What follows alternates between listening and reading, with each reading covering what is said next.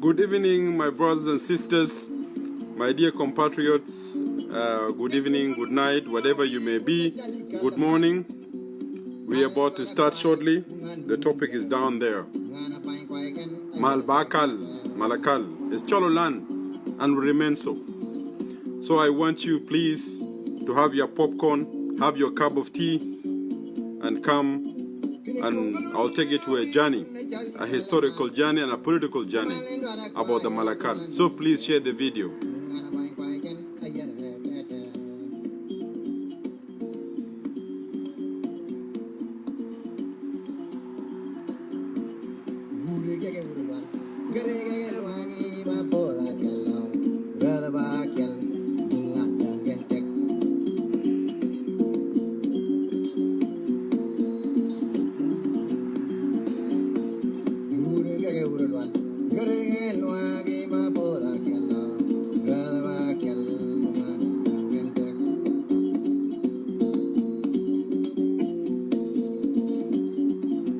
Starting shortly.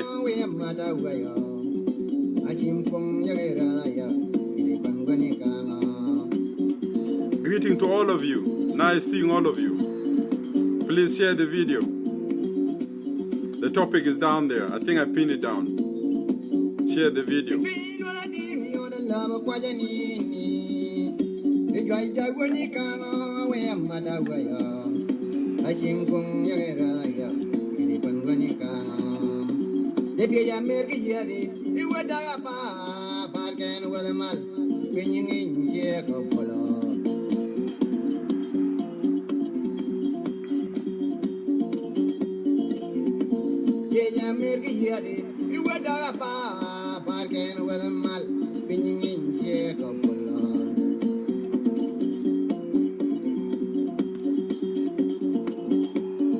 Please share the video. We'll be starting shortly. I'm sorry for the delay.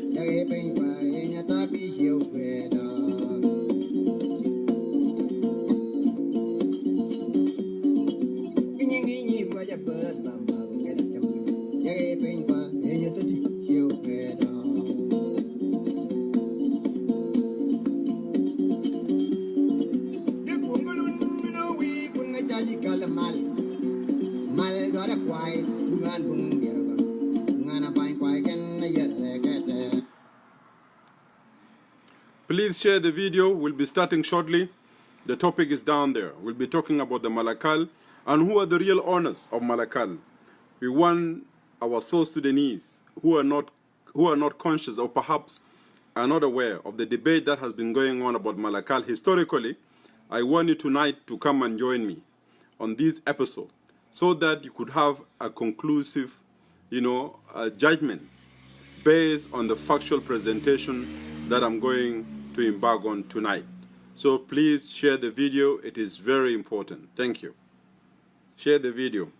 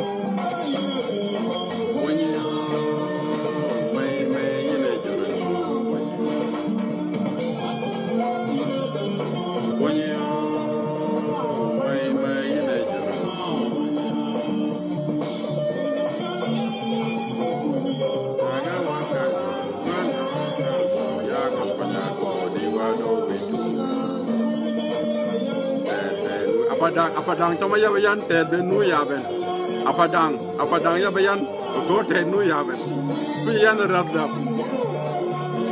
apadang do uwe yoro mu jurmek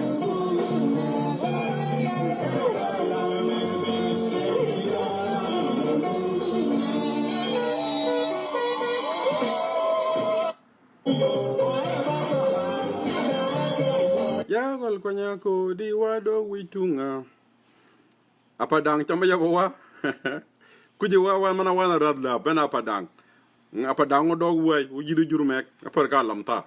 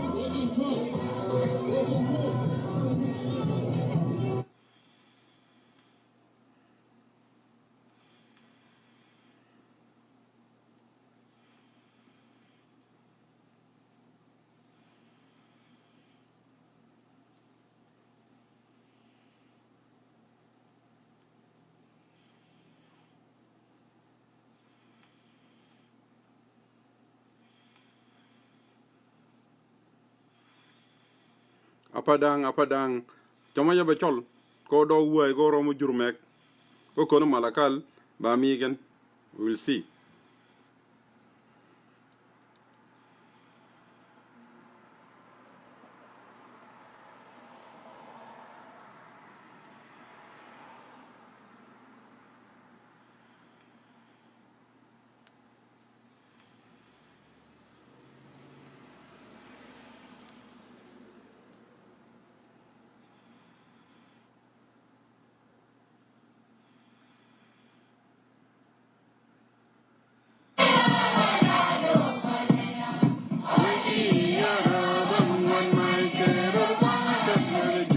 please share the video kaina jang kaina noa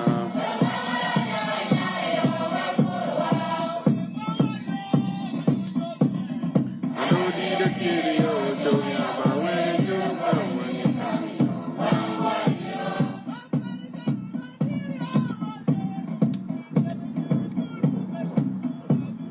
akore jo ma diro awegi yara don wan mai kero wana ke yede juro gol waya go gadio kainda jang kainda noa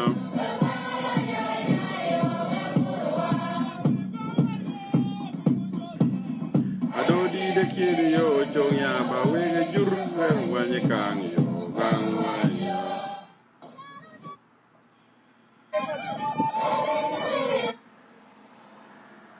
adi ida gwan mama kala nya gwan ga ya jingwan yo nya ya jipadang kala ya kala wa ba kala nya gwan ga ya jingwan ada uda wala adi jaw kala la wa adi ida gwan ga ya jingwan kala jin ko fo ada uda wala adi jaw kala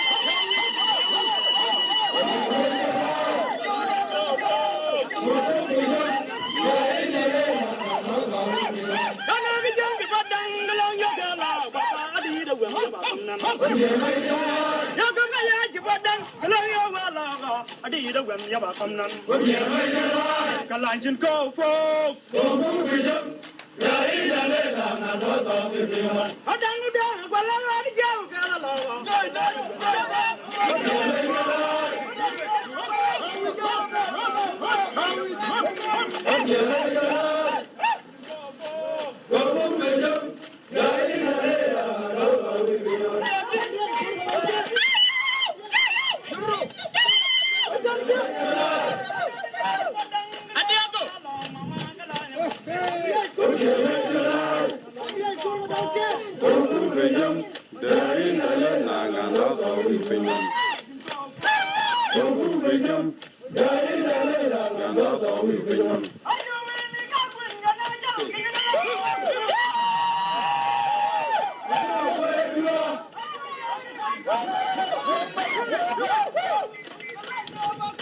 Well,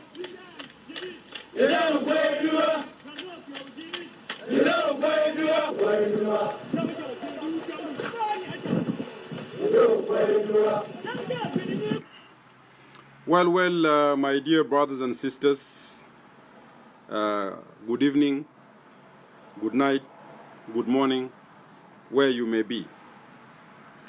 Today, I decided to come up with this important topic because a couple of days there was some noises from these upper down kids who know nothing about the history of Malakal and claiming that Malakal belongs to the Dinka and talking a lot of issues without any documental evidence, stories بتاع الحكايات بتاع الحبوبات وحكاية الأندايات.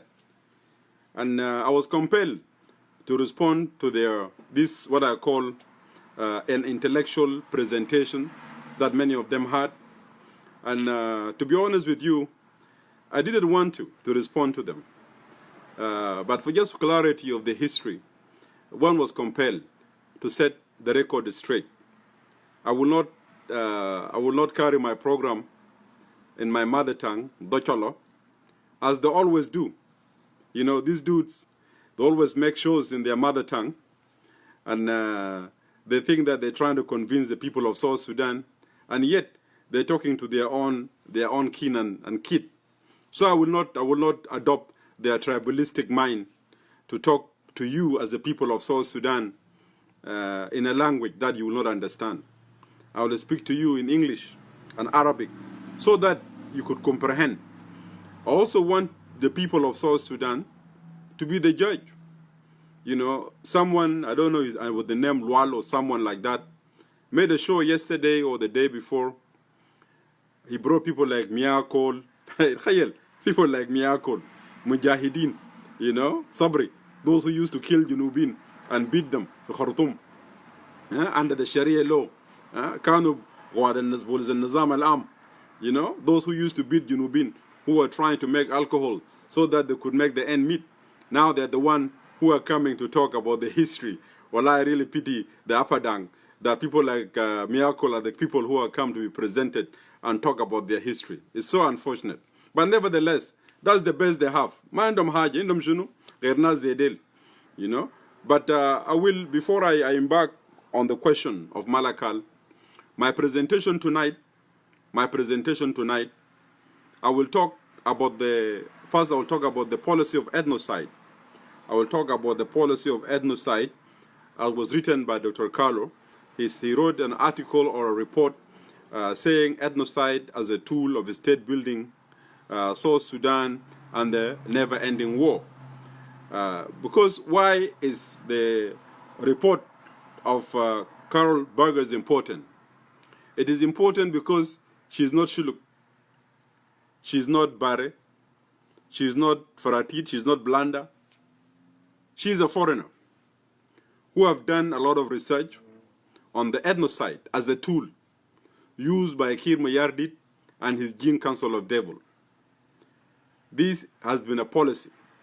It is important to give you a roadmap so that you could comprehend later on when I talk about the issues of the land and the issue of Malakal to see where I'm coming from. I will talk about the policy of ethnocide and touch some of it as articulated by Dr. Carol Berger. I will also talk about the history of the Cholo. Where do they come from? Where did they come from? And how did they end up in their present land? This also is an important historical fact. So to tell you and to refute the cheap claim by the so-called Upper Dang, you know, that Shilluk came and found them there. I tell you, if the Shilluk came and found the Upper Dang, there will be no Upper Dang today. Trust me, there will not be Upper Dang. These are the people who came in 19th century, you know, after they are running after their cattle, you know, destitute. They did not even pose a threat to the mighty Shilluk kingdom.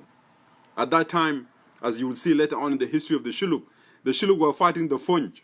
You know, the Shilluk were all the way to Khartoum. You know, the Shilluk were fighting the Turks. You know, how could an Apadang a small group which cannot even constitute 20,000 people pose a threat, you know, to the whole entire Shilluk kingdom, you know. Panyidway alone, where I come from, in the Eastern Bank, our numbers are more than Apadang put together. Yeah? Neither in war or anything can they defeat us. You know, if they were really there when we came, would they have been around now to Apadang? Apadang would have gone long time, like the Funj, which shall drive away from their lands, and now they are in Sinar. So I will also talk about the history of the Shilluk, and I will tell you also the factual history. The areas now, that's those of Apadang and those of the Jing and Upper Nile are claiming, like Adong, Abong, Gelachel, and all these places. These are Anuak homes, you know, our brothers Anuak, you know, these are their homes. And look at the name, Adong. Adong is not a Dinka name, that's an Anuak name, you know. Gelachel is a Anuak name. Abong is a Anuak name. Those are not villages of Apadang, these refugees who came yesterday and tried to claim that now the land belongs to them, because our ancestors were generous to allow them to settle down. I will also talk about that. And in conclusion, I will also talk about the historical facts and the fight that took the dispute when it started in 1980, when the Dinkas for the first time put a formal complaint that Malakal belongs to them. And also talk about the response of the regional government at that time to the Dinka claims. All this I will lay it out tonight. So please bear with me. It's going to be an extensive night, and it's going to be a very interesting night. So these Apadang and their falsehood and their lies, we could put it to one end. So what did Dr. Carroll talk about?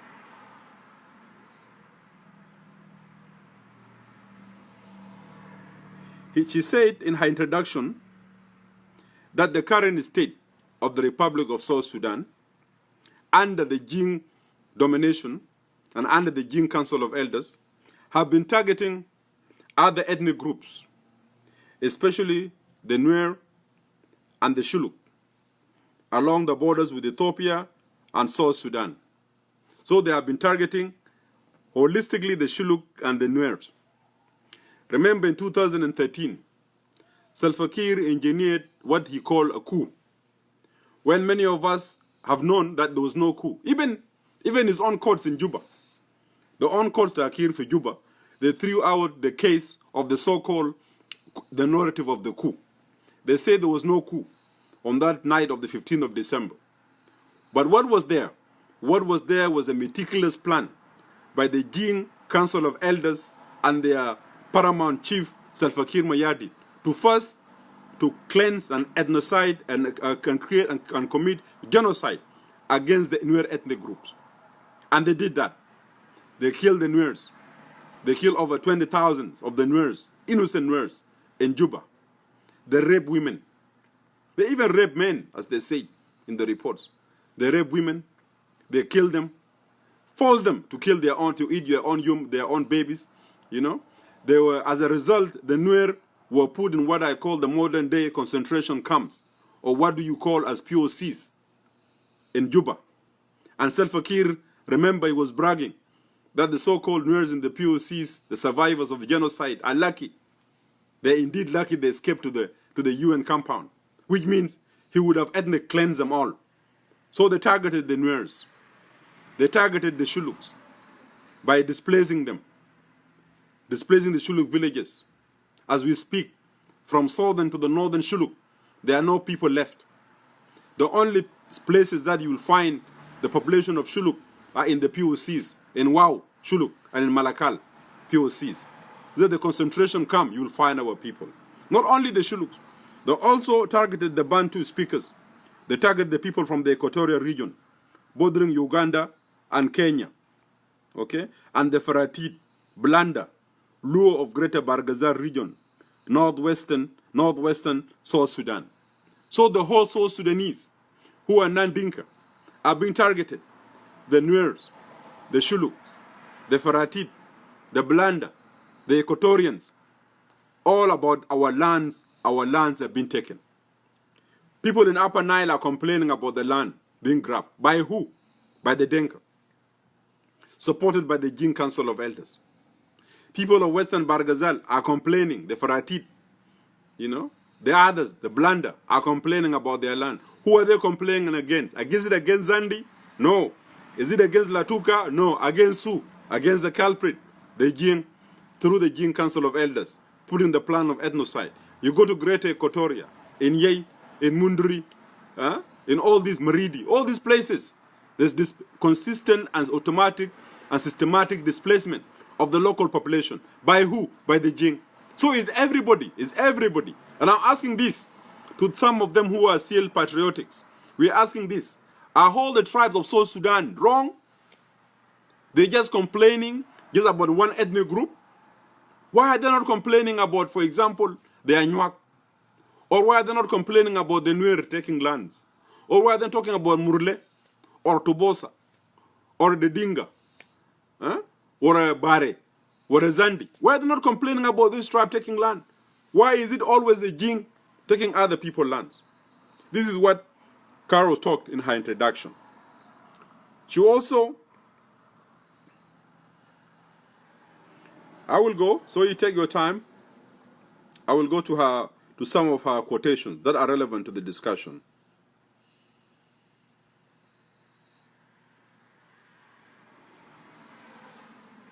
Look at, to support the narrative of how the Jing were perceiving the Nuer in Juba and the genocide that happened, and see the interview she did with a guy, is an MP of Jungule, is a Brigadier General, Abiel Chuan Anyang. So Brigadier General Abiel Chan, who was an MP of Jungule, has this to say. He has this to say to Dr. Carol. And I quote, I think the Nuer realize they cannot overcome the Dinka when they wage war. When they were hoping to overcome Dinka, it was a sort of a coup in 2013. They were counting themselves within the SPLA. They calculated they were 70%. What happened in 1991 made people alert that Dr. Riek Machar is not giving up, and they were preparing for protection. And these people had even started targeting Dinka. We knew, this is what he's saying, we knew. After 2011, it was coming. That means it was coming, that they thought that the Nuer are coming to kill them. When the Nuer gathered in different factions, they were allowed to return to the SPLA, and then with their ranks in order to buy peace. But individuals Nuers were recruiting. End of quote. He added, what the Dinka were trying was to protect themselves. Dinka were not meaning they will finish the Nuer. That cannot happen. You cannot destroy a tribe, but you can have a hope that you can defeat this tribe. Shufta, this Abiel was echoing those words of Ambrose Ring, who is the chairman of the Jing Council of Elders in 2015, when he told me, that is Dr. Carol, that Riek Machar and the Nuer must be defeated, but that the loss of lives shouldn't be too great. See, this is the Ambrose Ring, the chief of the Jing Council of Elders, talking to Dr. Carol, saying that the Nuers must be defeated. The Nuers must be defeated, but that the loss of life should not be too great. So it should defeat them and kill them, but should not reach an extent of making it so great. Of course, he means if you kill a lot of them and become a proportion like Rwanda, you will draw the wrath of the international community. So what you need to do, just kill them, but don't kill too much. This is what Ambrose Ring is saying. Don't kill too much. The Nuer must not be completely destroyed. End of quote. So this is Ambrose Ring. Who is Ambrose Ring? Ambrose Ring is the chairman of the Jing Council of Elders, talking to Carol Berger. And she quoted him here. And since this document was out, almost a year now, we have never seen a single member of the Jing Council of Elders that have been mentioned by Carol here disputing the statements that have been attributed to them. They have never. Which means the statements that Dr. Carlo attributed to the chairman of Jing Council of Elders, Ambrose Ring, is true. Because Ambrose Ring, up to today, has never disputed it. And we want to see document if Ambrose Ring has disputed that. This is what they were planning. That you kill the Nuers, but don't finish them. Just kill them, Kill the Nuers. And this is what happened. This is what they did. They have destroyed the Nuers.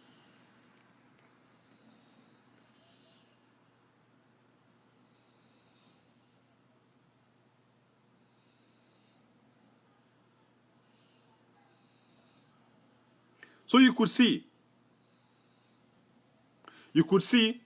that many of the so-called Jing intellectuals, especially the Jing Council of Elders, and I don't want to go through the document because there's a lot of it, they had a plan. They had a plan of what they called the ethnocide, what was called by Carol as ethnocide, displacing other tribes from their homes. They killed the Nuers inside Juba with the hope that they will have destroyed the Nuer completely. The rest of the Nuers that are left are in the POCs, either in Bantu, or in Juba, or in Malakal, with their brethren, the Shuluks. Now they came to the Shuluk land. Also ethnic cleansing. And now they have taken Malakal. And Carol is saying they are now resettling the Jing. From where? From Barghazal. Especially other Reg and so forth. So they bring Denga from Barghazal to settle them. Because Upper Dang numbers, they cannot even fill the whole Malakal. They're too tiny. They could not even fill the whole Malakal. So they have to go to bring Denka from Barghazal. So they could change the demography of the town and the areas. This is what Dr. Carroll said. The same thing in Western Barghazal and especially the Wau town. Okay? In Wau now, you see there's a change of demography. The Luo of Barghazal, the Faratid, the Blanda, they have been displaced too. Their homes now are occupied by who? By the new occupants. The new occupants now, occupying Wau town. And all the known areas like the Nazareth and all these places that were known for the Luos and the Blanda and the Faratid are no longer there. It is settled by them. They have knew this, knew that, knew this, knew that. This is what they're calling these names, changing them into Dinka names, changing the demography of Western Barghazal too. Equatoria now, the same thing, in Maridi, in Yei, and Carol is talking about the enrollment here, in Yei, a couple of years ago, that the enrollment of the children in the schools are Dinka, 90%, because the indigenous, they have been displaced from their homes. They have gone to Uganda, they have gone to DRC. People are being displaced from their homes.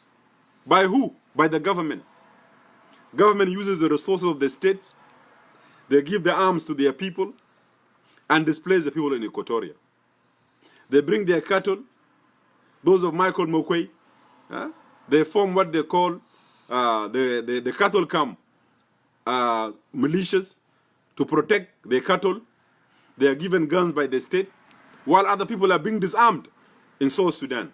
Other communities are being disarmed, but yet the Denkas are roaming in Equatoria with their cows, with their guns. So if a conflict ensued, they will kill you, of course. So what do? You move out of the region. You move out of your area. This is what's happening. Policy of ethnocide as a tool. Junubin are being chased from their hometowns. And when you come, like Emmanuel, and you talk about this, they have the audacity to call you, oh, you are tribalist. Emmanuel, how can you talk about Jingism? You're targeting the whole tribe. My brothers and sisters, we will talk about the ills. If you think you could oppress us and we'll be quiet, you're wrong. Oh yes, you're wrong. You will not intimidate us. We will not keep quiet. The Arabs before you, your masters before you, the Arabs, they could not oppress the people of South Sudan. Leave alone the so tiny Jing Council of Elders in Juba, who have now hijacked our country, looted the resources, and you think I'll defeat the rest of the people of South Sudanese, my brothers and sisters, you better wake up and realize that it is all better for us to live in harmony as the people of South Sudan. But if you think that you can take our lands, our ancestral lands, rape our women, rape our girls, and then take our land, and then you think we should be shut up, we should just keep quiet on Facebook, oh, you're wasting your time. We will not keep quiet. And look how many of them, even the so-called nationalists among them, see how they reacted to me when I talked about jingism. You know? Some of them went crazy. And let me define what jingism means. Because the ideology of jingism is important for the people of South Sudan to understand the ideology of jingism. What did I say about jingism? That was causing a lot of headache. And I'll say it again. Jingism is a political philosophy, even if it's a philosophy, practiced by the Jing Council of Elders in South Sudan since its independence. It is anchored on nepotism, corruption, and looting of the country resources to benefit a few. It is sustained through meticulous state terror and political assassination of those who do not conform to its sickening fascistic objectives. Let me define Jingism again. Jingism is a political philosophy practiced by the Jing Council of Elders. Jing Council of Elders, I did not even say the whole Dinka. And I'm coming to it. I'm saying it's being practiced by the Jing Council of Elders in South Sudan since its independence. It is anchored on nepotism, corruption, and looting of the country resources to benefit a few. It is sustained through meticulous state terror and political assassinations of those who do not conform to its sickening fascistic objectives. Now, this is what I wrote, and let me support what I wrote. I said it is a political philosophy practiced by the Jing Council of Elders. What has been Jing Council of Elders practicing since the independence? They have been practicing Jingism. And this is what, through terror, using the terror of the state, you know, they're using the state terror to implement their policy of Jingism. And this is what Dr. Carol Berger talks about. She talks about ethnocide as a tool in South Sudan, being used by the government of Kir Mayardit and his Jing Council of Elders. It's not Emmanuel who wrote it. The man, or any other South Sudanese. The Kawaja Adil Kidam in Canada. She has nothing to do with me. But this is what she wrote. We have a state where the government is run by a tribal council of chiefs. They tell their chiefs, so-called President Kir, what to do or what not to do. They're implementing the policy of ethnocide across the country. The Nuers have been killed and displaced. The Shilluk killed, displaced. Balanda killed, displaced. Or the whole Fratit killed, displaced. People of Greater Equatoria or their regions killed and displaced by one ethnic group. But let me also, and I keep on saying this, I keep on saying that I will target the Jing Council of Elders until kingdom comes. And some of them, although my writing is clear that I'm talking about the Jing Council of Elders, they will come and tell you that Ajawin, you're talking against the whole Dinka. How is it I'm talking against the whole Dinka when I'm talking about the Jing Council of Elders? Many of you who are watching today, a lot of the Dinkas, you say that the Jing Council of Elders, they do not represent you. You say that the Jing Council of Elders do not represent the Dinka. They were not voted for by the Dinka community. So if you're saying that the Jing Council of Elders did not represent the Dinka, they were not voted by the Dinka to represent them, why is it that it hurts you Why is it that it pains you when some of us criticize this Jing Council of Devil? I'm just wondering. We are targeting, we are condemning the policies, the racist, the fascistic ideological philosophy of Jingism being practiced by the Jing Council of Elders, but yet you will come and say, Ajawin, you are attacking the whole tribe. How is it whole tribe? Unless you are telling me that the whole Jing elected the Jing Council of Elders to represent them. Then, that is another story. If you guys have voted secretly for the Jing Council of Elders to represent you, then that's another story. And if that's the case, that the Dinkas, they have voted for the Jing Council of Elders to represent them, and to implement this fascistic tribal doctrine and philosophy against the rest of South Sudanese, then my brothers and sisters, I have no apologies. No, oh no, I have not apologized for someone who is taking my land. I have no apologies for that. If that is the case, I have no apologies for it. If the Dinka, they have voted for the Jing Council of Elders so that the Jing Council of Elders could implement their fascistic policies, then I have no apologies for it. But if it is only the Jing Council of Elders who are self-appointed, representing themselves, then many of you should shut up and keep quiet. Because it doesn't concern you. Yes, you should keep quiet and shut your mouth. Because we are not talking about the whole Dinka. Stop going crazy. We are not talking about the whole Dinka. We are talking about the Jing Council of Elders. You say they do not represent you. You didn't vote for them. So we are telling them, because we Southern Sudanese are feeling the whip of this Jing Council of Elders. They have destroyed our country, the beautiful South Sudan, that many hope it will be a dream home that all of us could stay in. They have destroyed it for us. They have made us refugees. And then you want us to be quiet, and smile with you? How? Of course, no. We will not smile with you. We will not smile with you. Why would I smile with someone that have taken my ancestral land? What is there to smile?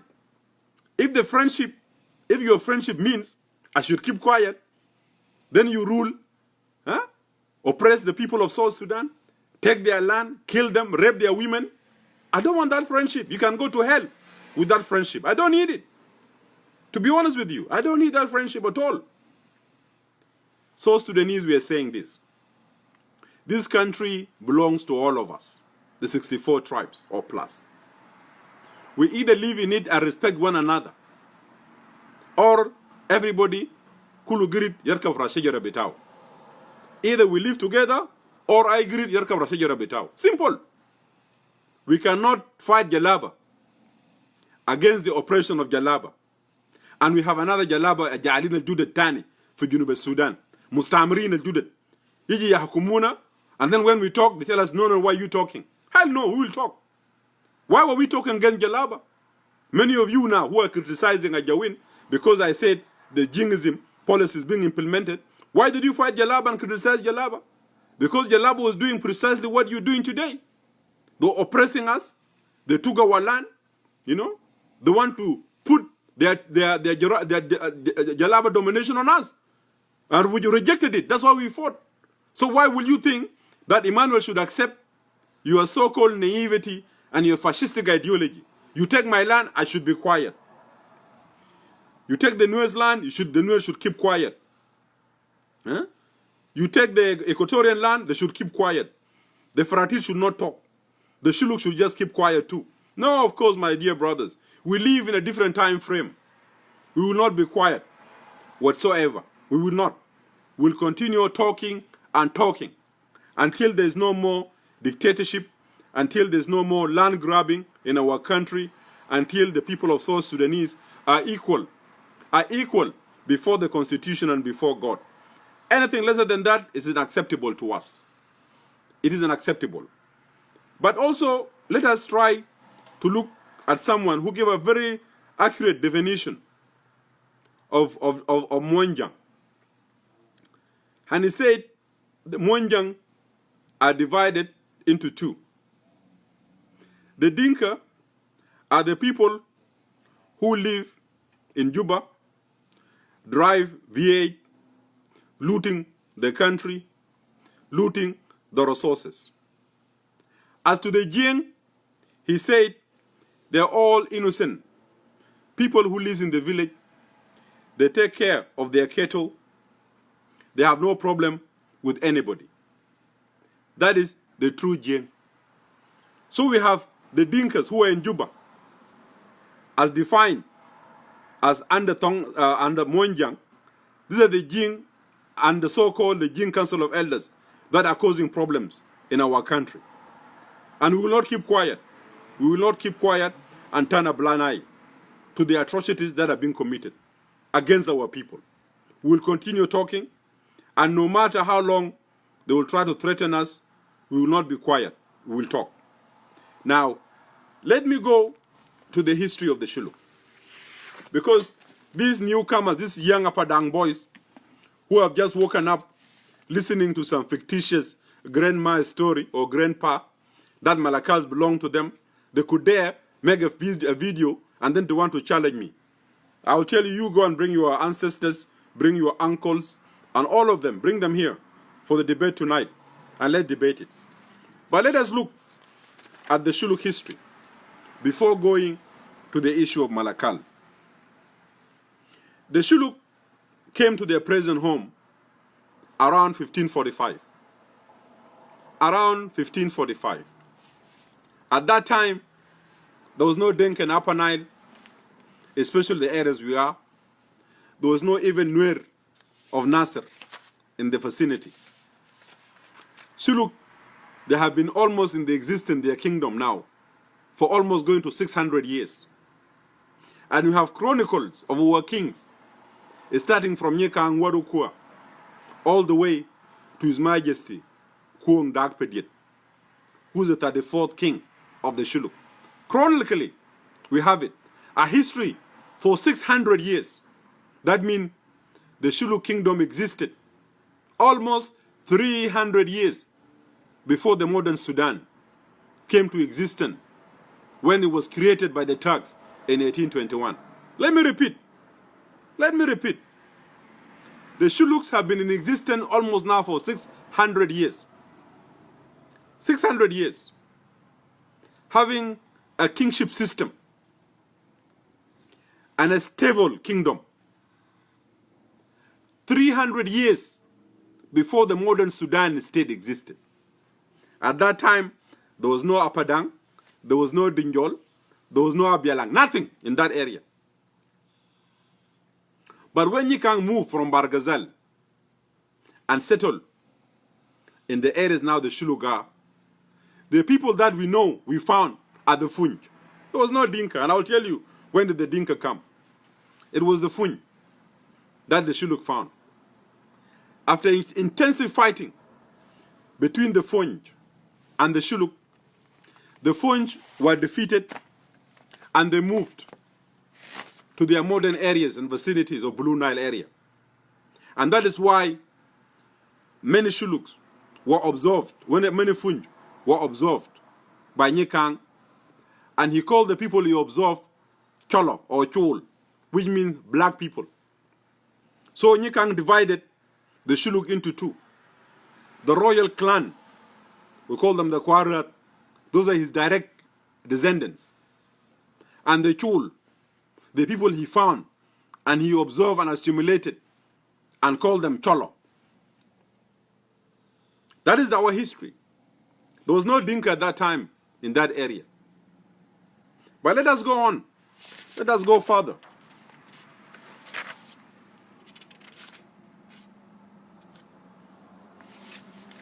The Shilluk, when they reached to their present area, they came also with their brethren. It was Nyekango and his brother Gilo. Gilo, to those of you who don't know, is the founding father of the Anuak tribe. Gilo. Gilo, as I said earlier, they settle around the areas of Anagdiar, around the areas of Abong, of Adong, of Gelachiel, of Nyuwum, and now you call Nasser. All these were the Anuaks and the Shilluk areas. That time, There was no yet immigration of the Dinka into the present territory. Not even the Nuer, Gajak, Jikany, or the lack of Pangak and Gaiwar. So before the Gaiwar and Lak came to Panjak, which was 19th century, all these areas was occupied by none other than the Shuluks and the Anuak. There was no Denka. Okay? There was no Denka. For those of you who want to have a footnote to the references, I will draw your attention to the following books. Let me draw your attention to the following books, because we're talking about intellectual discussion. Okay? So as I said, the Dinka of Rung, Malot, and Dinjol moved in the 18th century to their present area. The Jiang of Baliet moved to their present area also around 19th century. Okay? The areas that they inhabited, as I said, the areas of Adong, Abong, Gelachel, and Olang, all these were Anuak areas. For those of you who know reference, because I don't want to talk for the sake of talking, it is an academical discussion. You go and look for a report written by a person called Sanderson, S-A-N-D-E-R-S-O-N, Sanderson, L-M-P and G-N Sanderson. Education, it is titled Education, Religion and Politics in Southern Sudan, 1899 to 1964. And that is London, and the press is Ithaca Press, 1981. So it's Sanderson, L-M-P and G-N Sanderson, Education, Religion and Politics in Southern Sudan, 1899 to 1964. London. Press is Ithaca Press, I-T-H-A-C-A Press, 1981. And for the relevancy of our discussion, look at page 8. You go also to another book, Marcia P. Marcia P. Wrote an article, Shuluk Trade and Politics. Shuluk Trade and Politics from mid-17th century to 1861. This was written in the Journal of African History, page 7 and 3, and also page 407 to 26. Okay? 1971. So it's Marcia P. Marcia P. He wrote an article called The Shuluk Trade and Politics from mid-17th century to 1861. Journal of African History. Okay? 1971. Another book that you need to get is written by a man called John Udall. John Udall was the last commissioner of Kodok in 1940. He wrote the book, The Nile in the Darkness. He wrote the book, The Nile in the Darkness. Let me get the publisher.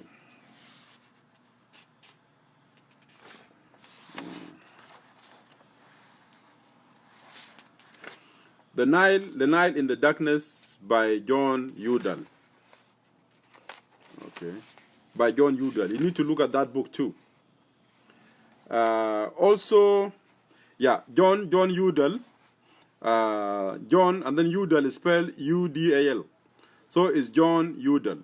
The Nile in the Darkness. Conquest and Exploration. 1504 to 1861. Published by Michael Russell. 1998. For the relevancy of also what I'll be quoting on later on, look at page 267. Okay.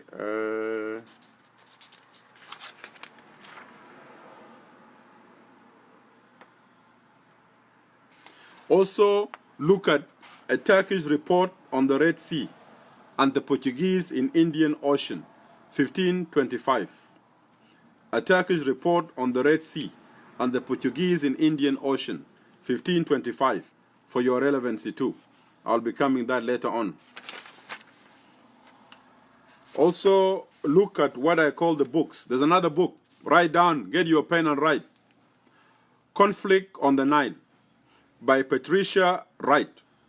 The Fashoda Incident, 1898, published 1972. Another book, The Fashoda Incident of 1898, Encounter on the Nile, by Darrell Birds. Another book, The Race to Fashoda, by David Levering Lewis. Okay? Those are few of the books I want to write, I want you to look at. And you might drink a lamb to have bobat in it. My gina gal wahid isum gal mak miyakol gal ya history bitam. Gal diriji kullum wallahi habobat na gal ton wai gal uma arif jiddi gal. No. I want you to go and look at the references. My drink a lamb hin to have bobat.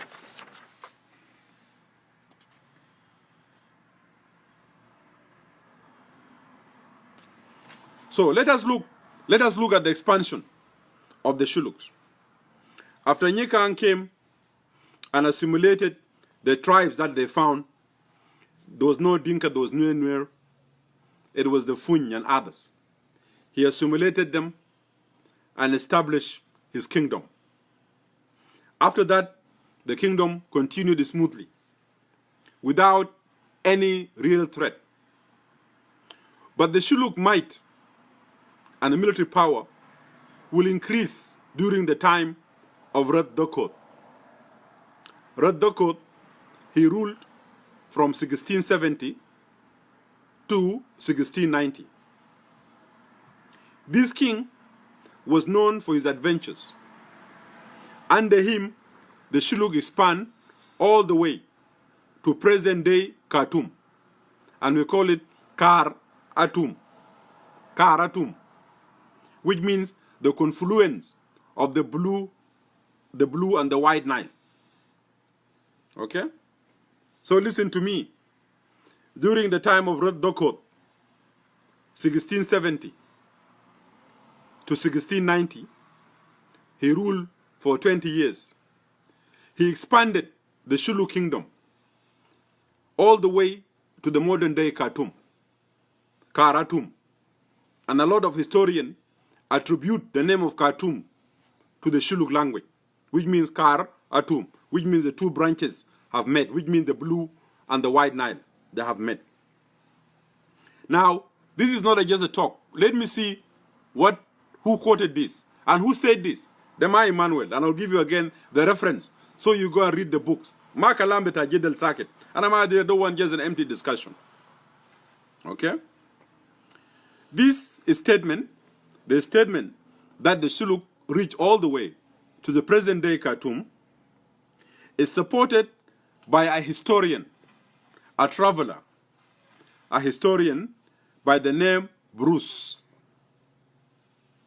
Historian by the name Bruce, who visited Sinar in 1772. This historian, who talked about Shuluk being present all the way to Khartoum, visited Sinar in 1772. And his accounts, the accounts of Mr. Bruce, was published in an article by someone called P.M. Holt. P.M., just P.M., and the name is Holt. Holt is H-O-L-T. H-O-L-T. In the Journal of African History, 1963. Okay? So Bruce accounts, because Bruce is a traveler, a historian, who went and visited Sinar in 1772. In 1772, my Gilezul Nathaga Walai, Khartoum de Hagadna. Learning was called after us. My brother, you were not present in Khartoum. Man, a Kedib Saket. Kedib historical records. That shows that you were in Khartoum. Mafi, you were not in Khartoum. Khartoum Mahaga. Kulu, Mada Kedib Lenas. You have never been to Khartoum. But look who has been in Khartoum and where the Karatum comes from. Okay? The word here and the article written by P.M. Holt in the Journal of African History, 1963. writing the accounts of Mr. Bruce. Okay? And this is what Mr. Bruce says, that the Shuluk kingdom expanded all the way to present-day Khartoum. So for your references. And look what he stated more. Look what Bruce has stated in his details. And I quote, he stated the following. The majority, and I quote, the majority of people living in Elias were Shuluk. Furthermore, an historian called Brown, who visited Darfur, another man called Brown, who visited Darfur from 1793 to 1795, stated that by the time the whole Elias, which is now we call it Mujaba, and now you call it Jazira Abba. Abba is the son of Ratugo. So the Arab now took Jazira Abba and they call it Abba Island, which means Muj. Muj in Shuluk, it means an island. So it's actually a literal translation. Jazira Abba means Mujaba, you know. So look what he's saying. So the majority of the people living in Elias were the Shuluks. Furthermore, an historian called Brown, who visited Darfur from 1793 to 1795, stated that by the time the whole Elias was under full control of Shuluk. So from 1793 to 1795, by the time Mr. Brown visited Darfur, the whole Jazira Abba was under the full control of the Shuluk. Okay?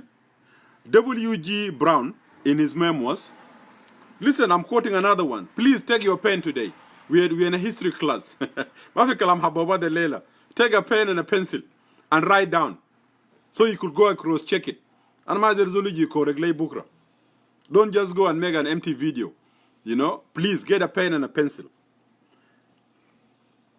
Mr. Brown is called W.G. Brown. His memoirs, he wrote memoirs. And the title of his memoirs, Travels in Africa, Egypt and Syria, London, 1799. So Mr. Brown wrote a memoir. The title of his memoir, Travels in Africa, Egypt and Syria, published in London, 1799. Okay? There's another reference. He was also informed by travelers that the Shuluk had domain over the river. They had the domain over the river, the White Nile, and levy taxes. They levy tax. So if you want to cross the Nile, you must cross the Shuluk, you must pay the tax. Okay? So they control the river and levy taxes to those who intend to cross the river. This domination and harassment of trade caravans continued until the coming of Bakishdar to Sudan in 1814. So the Shuluk had absolute control of the White Nile, Jazira Abba. And anybody trying to cross Jazira Abba, you'll have to pay the tax to the Shuluks. They have full control, including this area now you know as Kosti. These are the Kawa. All these are Shuluk areas dominated by the Shuluk at that time in 1700. Okay? I don't know where was the Upper Dang. Upper Dang can win Zamandak. You know? The Shuluk were controlling. Yeah? The Khwajat have visited them and seen them. But the Upper Dang, they can win. Let us continue. Listen to this. Listen to what Mr. Brown is saying. Look to what Mr. Brown is saying. Due to the Shuluk levy on the tax on the river, the trading route from Kordofan to Sinar was changed to Shendi. Due to the Shuluk levy of taxes on the river, the trading route from Kordofan to Sinar was changed to Shendi. Kan niji nitkellem ya jamaa taraga Sudan. Kan fi nas munu kan gabla ma khwajad ju lamona. Let's go. Before khwajad ja, before they attract ja, and they created the modern Sudan. They can fi nas munu fi tarikh bita Sudan. Let's come and talk. There were a couple of kingdoms. Indak el Funy, Fisinar, Nasbadia Bushuluk, Han el Funy. On the western bank of the Shuluk. The Shuluk controlled the river. On the eastern side. On the western side of the Shuluk is the Tigli kingdom of the Nuba. The people of Kordofan. The four sultanate. Nas the Usman Dig, Nasunu, Nas Sultan, Nasunu, Ali Dinar and the rest. The Dajos. They'll come no Malakal Mojud. Upper Dangwen. Upper Dang, where were you at this time? Telling us that we are visitors. Visitors where? Are these the kind of people who are visiting our refugees and you gave us land? Seriously? Where were you when we were making the history of the Sudan? We took it away. These are the historians. They're not Shuluks. Those are the British historians. You go and look for their books. You'll find it. Let's continue. Today I told you it's going to be a long night. So, because the Shuluk were charging people who were crossing the river, the White Nile, who want to go to Sinar from Kordofan, and the taxes were so heavy, the traders, they have to change their route. That was around 17, my brother. 17th century. You're talking about 17th century. The Gablizato America, my Gazato Dola Bukun. We're even older than United States. America's how many years? America was created 1790 something. We were there 200 Gabli my United States to be created that. Miten sana Gabli US to be created to be established as a state. Kuna mojudin apa dangwen zamandak. You know? We were a kingdom at that time. Hiji gulena nas hafali dumbari. Jama gal the one tell us about the history, where the Shuluk come from. Walai Malakal betana. Really? Malakal hagedkum? Min miten beged Malakal hagedkum. Let us continue with what Mr. Brown is saying. The Shuluk raids around Elias and north of it caused havoc in the region. The Shuluk raids around Elias and the north of it caused havoc in the region. It was stated that the Shuluk have been attributed to the killing of a man called Ismail, the lute player. So listen to this. It is attributed, the Shuluks are attributed to have killed a man called Ismail, the lute player, in mid-17th century. He was a Jesuit saint.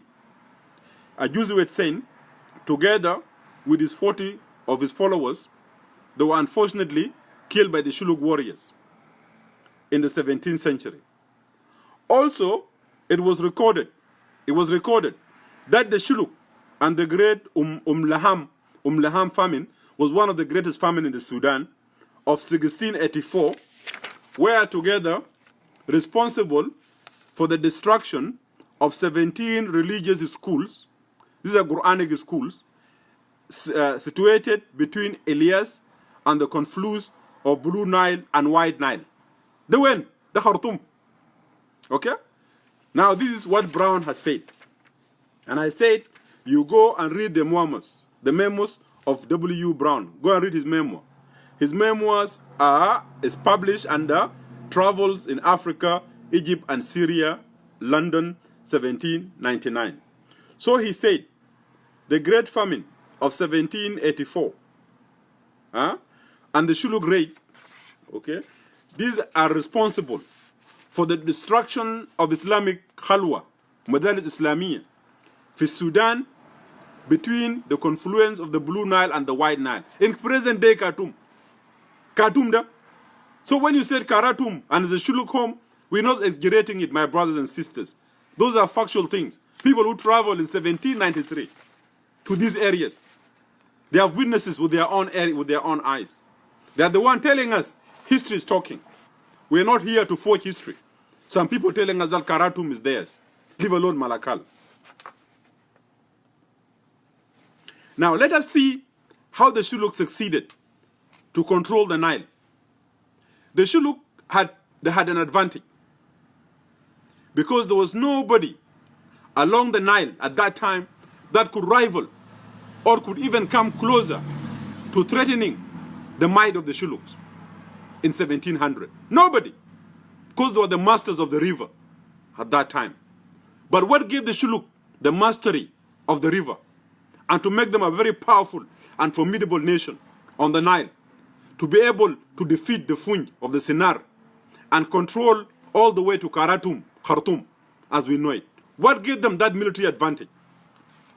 The military advantages of the Shuluk was actually based on two things. One was the canoes that Shuluk used, the ambush boats that the Shuluk used. And the second was the manpower, the large manpower the Shuluk had. So they had an art of canoes. They mastered the river by crafting canoes that could actually be put together.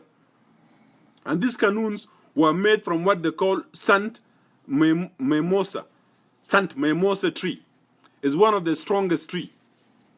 So this tree, Sant Mimosa tree, gave the Shuluk the advantage. They will build boats and link the two boats together. And these boats, at one time, they could take 10 to 12 men together. So what they do, they will make the boat, bring them together, join them, and this boat could actually carry 10 to 12 men. Okay? And these men will have almost like 100 boats. And they will go quietly, especially at night. And they will ambush the villages around the rivers and devastating these villages. This was the craftsmanship that they had. The ambush, the quick speed, and the ability to build the canoes. The dug-out canoes made from the San Mimosa tree, they have the capacity of carrying 10 to 12 people together. And two of them can be joined together for long distant ambushes. During the day, the Shuluk will hide them in the bushes, or what we call the vegetations. At night, the Shuluk will travel until they reach the village. They want to attack and carry out a surprise attack. That was their tactics of the river. And remember, Johnson Olony also, in the current war with the government of Juba, they were using the gunboats. The Shuluks were good at using the gunboats. And because of their skills, and their masterism, the way they mastered the river, Johnson Olony and those of Agwelek were able to capture Malakal, capture Malut, and they were even going to Koradar if they were not betrayed. They were using the river boats. So these guys were learning from the art from their ancestors. Yeah? Those of Johnson were doing it 600 years after. But their ancestors, almost 300 or 400 years ago, they were using the same tactics. Using the river. Yeah? And the available materials, be it boats or be it the modern ferries. They can be used effectively in the rivers against the enemy. That's why Agwelek, within a short period of time, during the war of 2015, they were able, to clean the government troops. They were using the boats. And even remember, on the South Sudan TV, they brought one of the boats that was banned. That was the first time in the history of South Sudan warfare that these guys could put the artilleries, they could put the tanks on the boats, and become a formidable, artillery moving in the river. And nobody could stand against them. This was the same tactics their ancestors were using 400 years ago to defeat the people who are on the Nile by using that time the canoes. And listen to this, what Bruce is writing. Listen to what Bruce is saying. Before the foundation of the Turks' wide shipyard, the Shuluk had no superior or rival in the region. This is what Brown has said, and others who wrote after him. Before the foundation of the Turks' wide Nile shipyard, because the Turks came and they found what they called the wide Nile shipyard, where they repaired their ship. Before that time, no any other tribe had a superior or could rival the Shuluk in the whole region of Upper Nile, leave alone Upper Dang. Before 1820, there was no sailing ship on the White Nile above Dungula, 3 cataracts, which is 500 miles from the Elias. No any major tribes on the White Nile that has adopted a wide-scale production of canoes than the Shuluks. Let me read. Before 1820, there was no sailing ship, okay, on the Nile above the Dungula, 3 cataracts, which is 500 miles from Elias. No any major tribes on the White Nile that has adopted wide-scale production of canoes than the Shuluk. The Dinka of Abialang had a small fishing canoes. They had a small fishing canoes. They were not even much to the Shuluk River warriors. This is the Khwaja writing books. Much my Emmanuel. The Dinka beta Abialang. They had their fishing canoes as Samagda. But this man was saying they were not even a match. They were not even a match to the Shuluk canoes. That was the supremacy of the Shuluk warriors of the Nile at that time. Hiji Dinjoli Gulena and those of Apadang, God, we welcome the Shuluk. Seriously? If the Shuluk were coming and they want to get rid of you, would you have stopped them? You wouldn't have survived.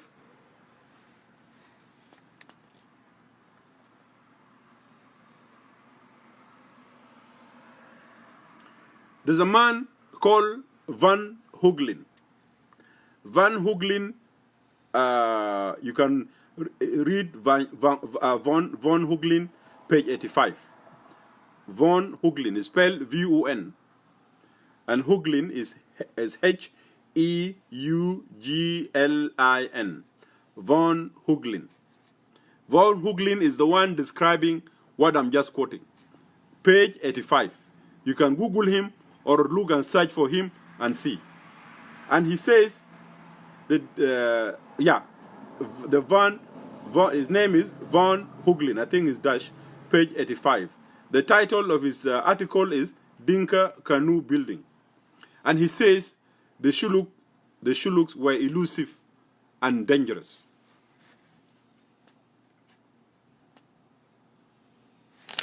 Okay, let me leave the centralization of the Shuluk kingdom. And let us come to the decline of the Shuluk kingdom. Okay?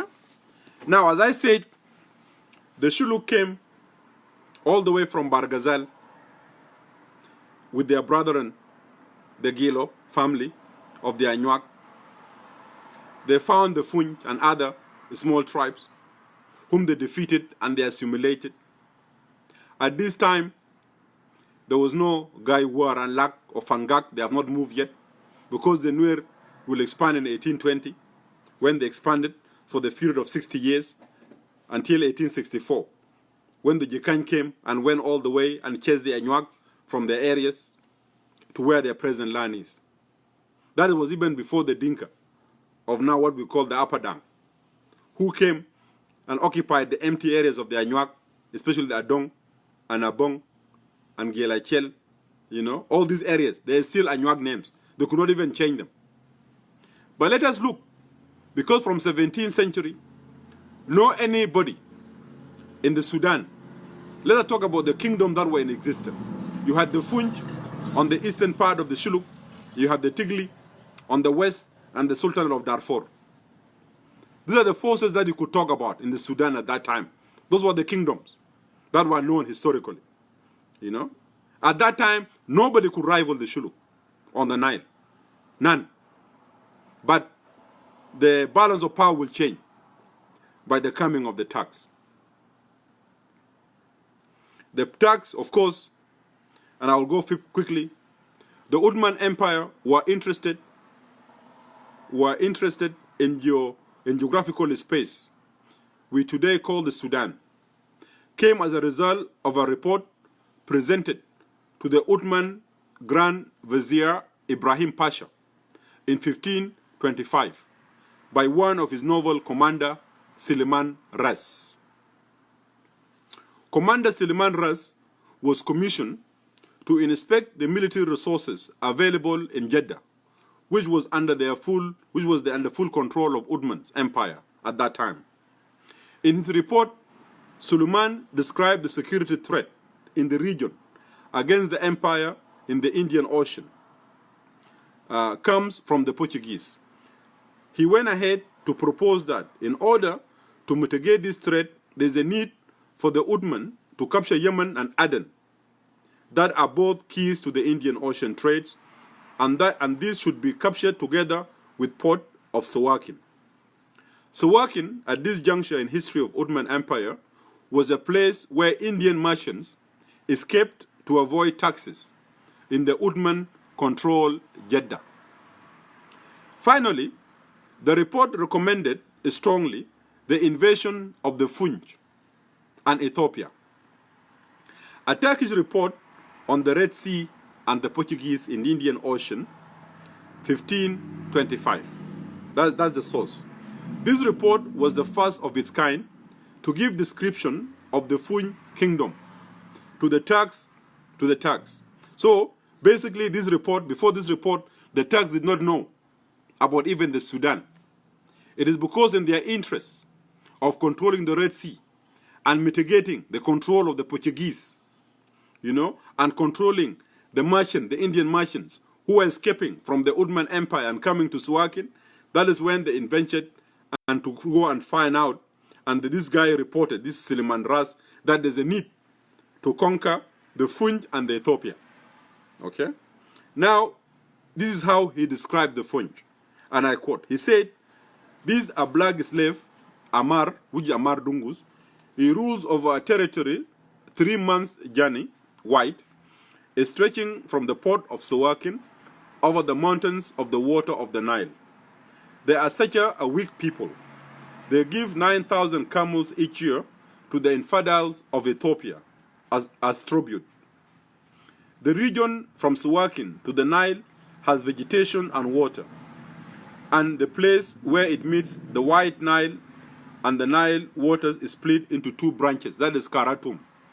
In the middle of them, there is a big city called Sinar. Endless merchandise, most of it gold, musk, and ivory, come from Ethiopia and from other unknown regions. God knows best, but in our views, with 1,000 men, not only could the town of Sinar and these 3 months broad territories be conquered, but also it would be easy to take the land of Ethiopia." End of quotation. This was the report by Suleiman Ras. So shortly after the report by Suleiman Ras, Sawakin was captured by the Uthman. However, when they tried to invade the Funj, their soldiers mutinated. Okay.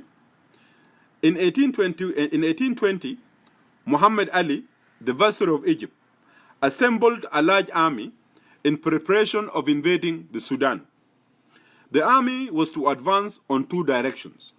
One, to proceed through the Nile with the objectives of capturing the Funj capital, Sinar, and the other through the desert to Kordofan. The army that ordered to capture Sinar was led by his 3rd son, Ismail. When he reached Sinar, Bade II, king of the Funj, surrendered without a fight. So Bade, the last king of the Funj, surrendered to Turks in 1821 without a fight, and hence automatically the Turks controlled Sudan because they defeated the Funj. When the Turks reached the Funj capital of Sinar, their last king Bade surrendered without a fight. King Bade, now listen to this. So when King Bade surrendered to the Funj, to the Turks, without a fight, the Turks, of course, were interested of going beyond. The Turks were interested of going beyond the Funj territories. Then they asked the Bade, Abu Shuluk, they asked him, "Who are your neighbors to the south of your kingdom?" The Turks asked Bade, that's 1821, after the Turks have captured the Sinar, but who are the people south of your kingdom? And I quote, this is what Bade Abu Shuluk stated. Quotation, I quote, the Shuluk live in the island of Bahr al-Abyad, above Wat Shalali. Their great sheikh reside in the island of Abba, and his name is Ayuk. They have quantities of canoes and are men of immense size and valor. End of quotation. For the reference for this quotation, again look at the book by John Udall, The Nile in the Darkness, Conquest and Exploration, 1504 to 1862, published by Michael Russell's 1998, page 267. Let me quote you again. This was a book written by John Udall, The Nile in the Darkness, Conquest and Exploration, 1504 to 1862. Publication Michael Russell, 1998, page 267. This is what quotation from Bade Abu Shuluk himself, saying south of his territory are the people of Shuluk. Okay? And also they reside in Jazira Abba, which I said earlier is Mujaba. So this is a reputable statement that Jazira Abba, which is Mujaba, it was actually in historical time was a Shuluk land. And when he was asked about the people who matters, Masalo yani, finas munu mintani, Junub Bitak. This is what Charles was asking. Who are there south of you? He didn't say Apadang. He didn't say Apadang. Because he didn't even know them. I don't think Bada Abu Shuluk knew about Apadang. He didn't. Okay? He said the people who are behind me are the Shuluks. The Shuluk kingdom. They're the people behind me. They're the people that matters. These are the people that they know. These are the kingdom that they have been trading with. These are the people they have been fighting with. These are the people he knows. Who else? Who else was there to tell us that we were visitors? Shuluk just came to Alenil, Istiqbal now. Seriously? Where were you? Please, you go and read this book called The Nile in the Darkness, Conquest and Exploration by John Udall. Santiji to Gulekalam Habobta. Habobta Gal. Habobta Gal Shunu. We are not here for quotations. So let me move on. John Udall, the author, explained further that the Shuluk alluded to by ex-king Bade of Sinar during his meeting with the two explorers was not the king of the Shuluk, but a chief who was subordinate of the northmost Shuluk divisional chief of Muam, okay, who was based around the Nyekangos shrine at Akurwa. The Shuluk king at the time of this Bade was Red Akwat Nyakwat Kudit. Red Akwat Nyakwat Kudit. He was reigning that time. By the time Bade Shuluk was talking about, Red Nyakwat Kudit was the king of the Shuluk in Fashoda at that time. He was the 19th. Red Akwat Nyakwat Kudit was, and this Akwat is the son. His son later on will come and he will give land to his son in a Nagdiar. In a Nagdiar later on. Golden. I will come later on to talk about him. So he talks about Red Akwat. Akwat Nyakwat Kudit. He was the 19th king of the Shuluk, who reigned for 10 years. That is, between 1817 to 1828.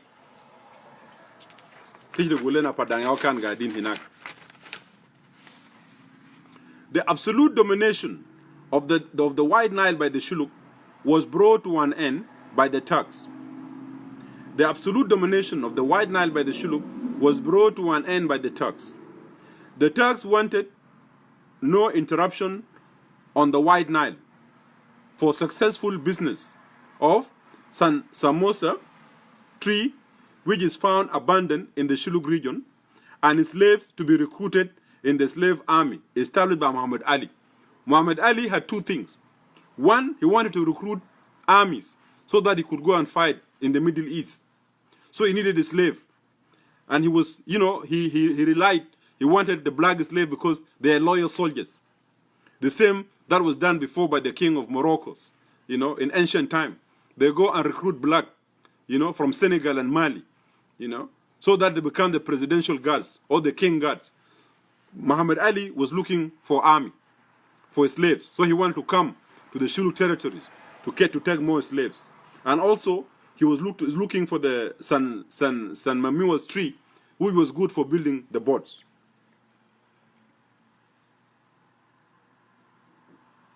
So, by him trying to explore further, confrontation was inevitable with the Shuluks. The first raids, the tax raids against the Shuluk, the first raid by the Turks against the Shuluk was made in 1826 in Elias, and from 1830s onwards. In 1830, the Turks embarked on penetrating the Shuluk heartland. The expedition was organized by Khurshid, the new Turco-Egyptian governor, general of the Sudan. They successfully sailed deep into the Shuluk territory in 1830s.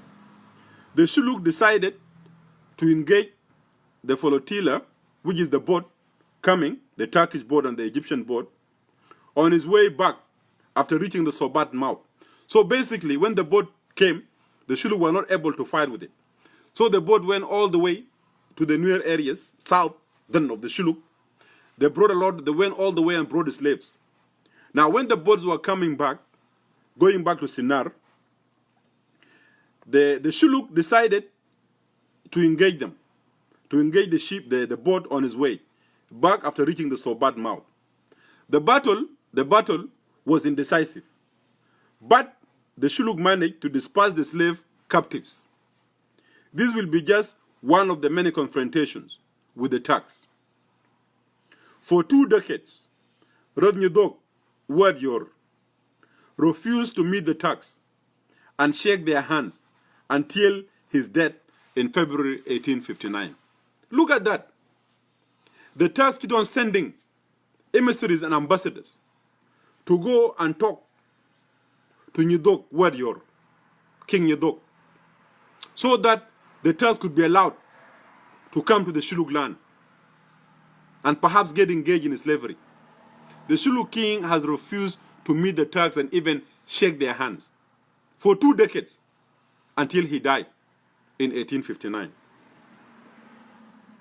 However, after Nyadok died, Nyadok Wadior, in 1859, he was replaced by Kwadker Wadakwat.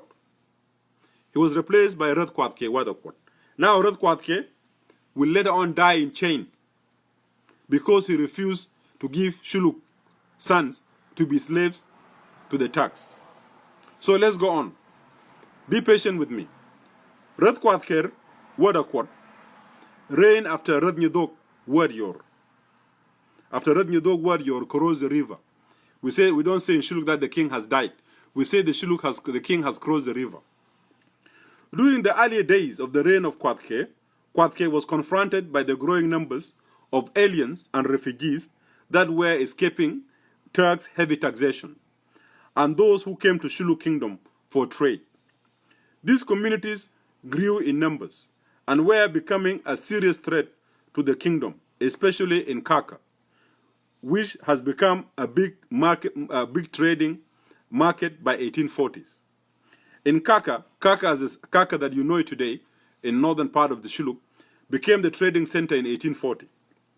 In Kaka, the Shuluk traded with all aliens, including the Arabs. The traders came from far as Dungula in the north and Hufren Naas in the west. This trade became a good source of revenue to the kingdom.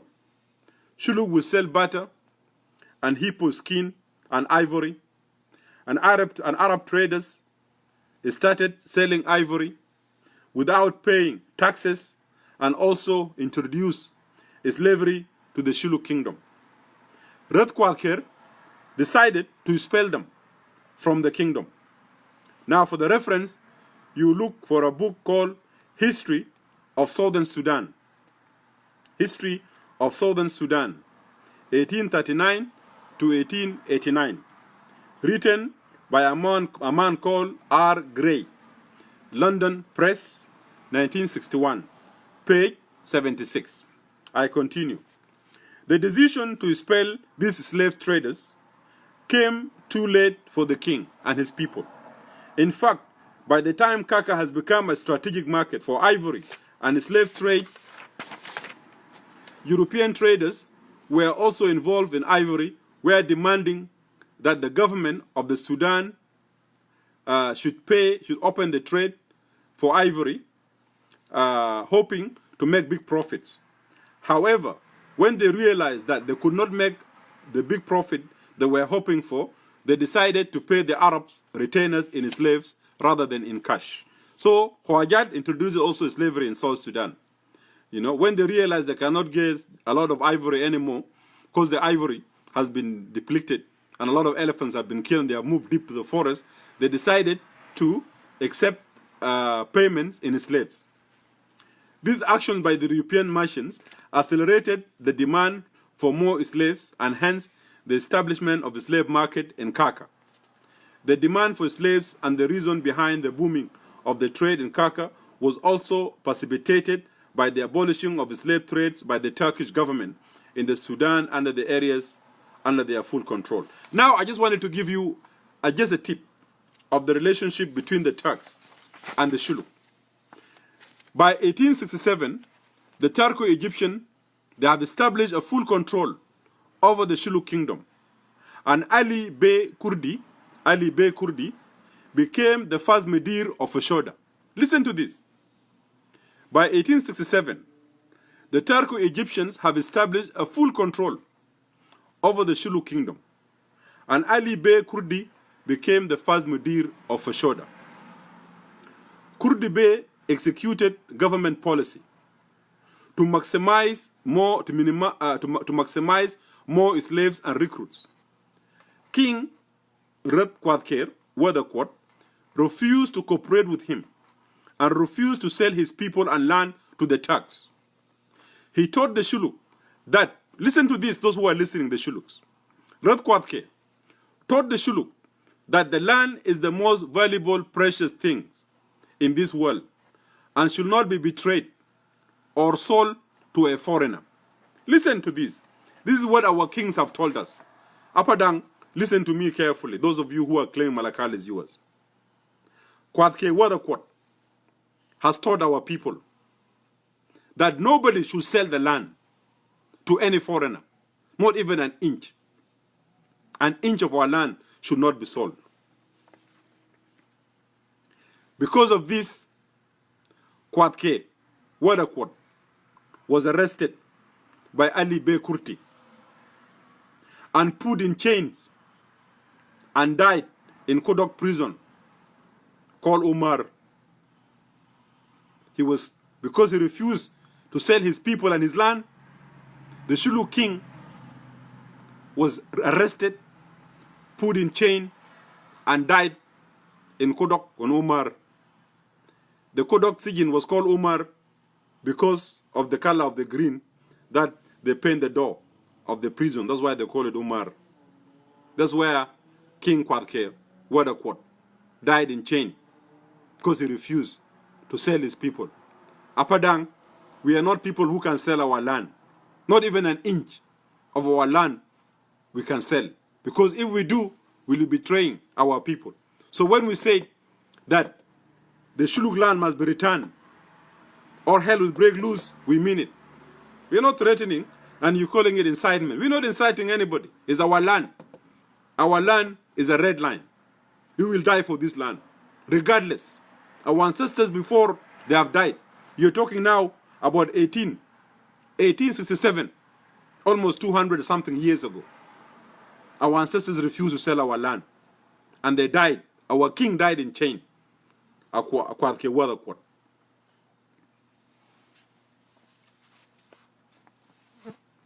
So after arresting Kwadkir, Ali Bey Kurti appointed a Jang Wanyidok.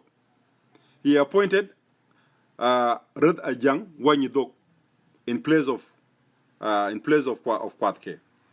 Red Ajang did not rule for long. He was also hanged. He was hanged in Kodok due to refusal to cooperate with the Turks.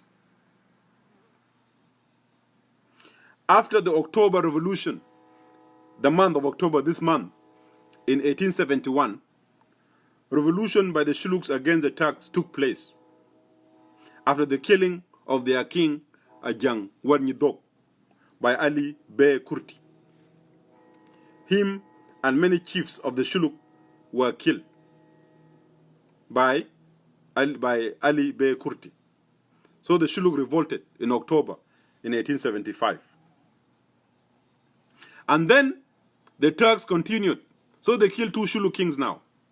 They killed Kwadke. Okay? Now they have killed Ajang Wanyidok because our kings are refusing to cooperate with them. Now they appointed Kuikun Wad Kwadker as Ret. So they appointed Kuikun Wad Kwadker as the king now, after they have killed Ajang Wanyidok. In 1875 to 1881, the October Revolution of the Shuluk also forced the Turkish government to remove Ali Bey Kurti as the Mudir of Kodok and appointed Rashid Bey as the new Mudir in 1881. So when Ajang Wanyidok, King Ajang Wanyidok, was killed by the Turks, the Shuluk revolted and the Turks lost heavily. As a result, Ali Bey Kurti, the Mudir of Kodok, was replaced. And in his place, they appointed a new guy called Rashid Bey. This was in 1881. When Muhammad Ali al-Mahdi raised against the Turkish government and moved to Kordofan from Jazira Abba, the new Mudir Rashid Bey, on his own accord, led an extremate force of 1,400 together with Red Kuchkun. So basically, now this Rashid Bey, who became the new Mudir of Kodok, when Mahdi rebelled against the government in Khartoum and he moved to Kordofan, Rashid Bey mobilized the Shuluks, and together with the Shuluk new king, Kuikun, they took an army of 1,400 to go and fight with Mahdi in what they call Jabal Taj Allah or Jabal Gadir. So they moved to Jabal Gadir to go and attack the Mahdi. Little did they know that the Mahdi spies, they have already been told and informed, they have sent and informed Mahdi that the Shulu king with the Turks, they are coming with almost 1,400 men. So Mahdi laid an ambush for them on their way. The king, Kuikun, and the Mudir of Kodok, Rashid Bey, fell into a well-planned ambush on the 9th of December, 1881, almost 128 years ago. 128 years ago, on the 9th of December, 1891, the Shulu king, ahead of his army, with the Turkish Rashid Bey, going to fight Mahdi, fell into an ambush on their way to Jabal al-Gadir. The battle was furious and ended up with the killing of both Rashid Bey and Red Kuikun. So Red Kuikun was killed in the battle by the Mahdi troops, him together with Rashid Bey. This automatically ended the Turco-Egyptian rule in the Shulu kingdom, and Kodok garrison became Maroon garrison.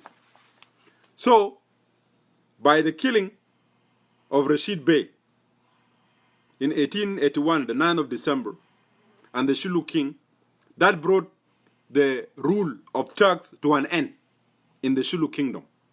They have been ruling the Shulu kingdom since 1830s. Okay?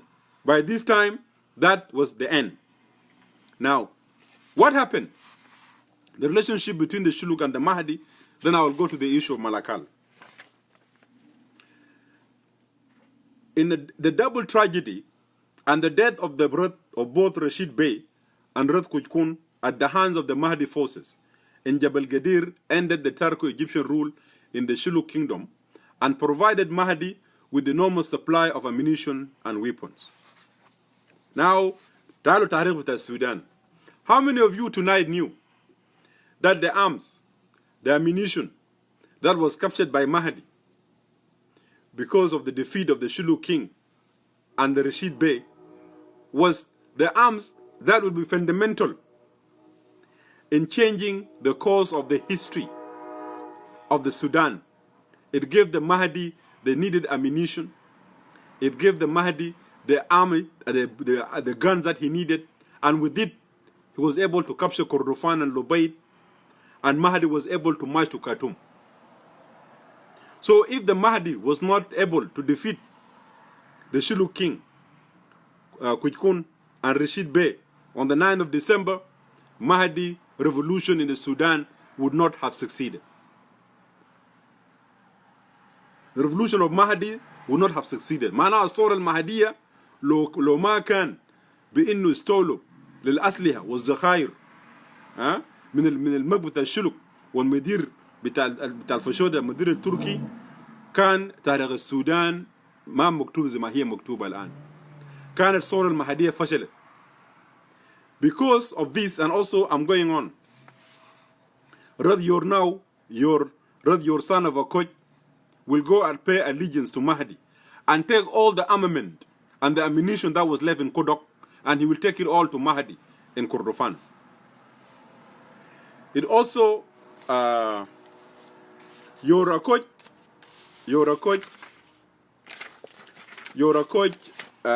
King Yorakoy utilized the power vacuum because the king was already dead, created by this tragedy and the eventual demise of the Egyptian garrison of Kodok, and went to Lubaid to pay allegiance to Mahdi. And he took with him a lot of ammunition and a lot of guns that I've said. The Mahdi was so happy and appointed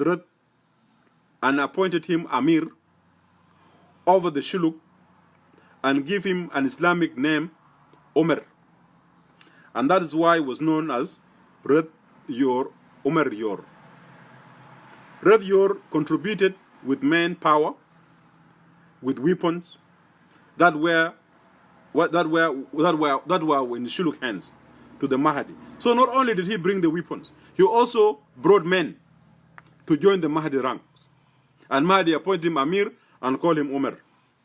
This was critical, especially at the inception of the Mahdi revolutions against the Turks in the Sudan. However, after the death of Mahdi, 6 months after the capture of Khartoum, relationship between Khalifa Abdullah and Yor became strained. During the Omdurman famine in 1890s, Khalifa Abdullah sent Amir Sami.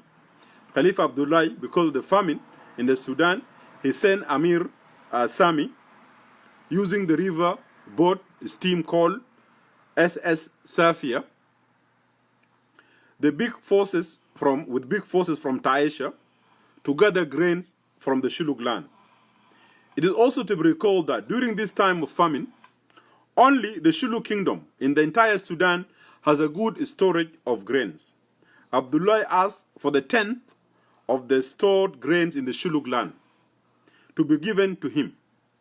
Instead, Radior only sent 200 sacks of Dura and told Amir Sami to tell Khalifa Abdullah that Radior is the king of the Shuluk and that Abdullah is the king of the Arabs and that he is not obliged to obey him. This is Radior. This is Radior. Radior, he told Amir Sami, you go and tell Abdullah Taashi that I, Yor, am the king of the Shuluks. And you, Abdullah Taashi, Abdullah Khalifa, you are the king of the Arabs. so you have no authority to order me. In a nutshell, Radior refused to cooperate with Abdullah, and this made Abdullah Ta'ashi very angry.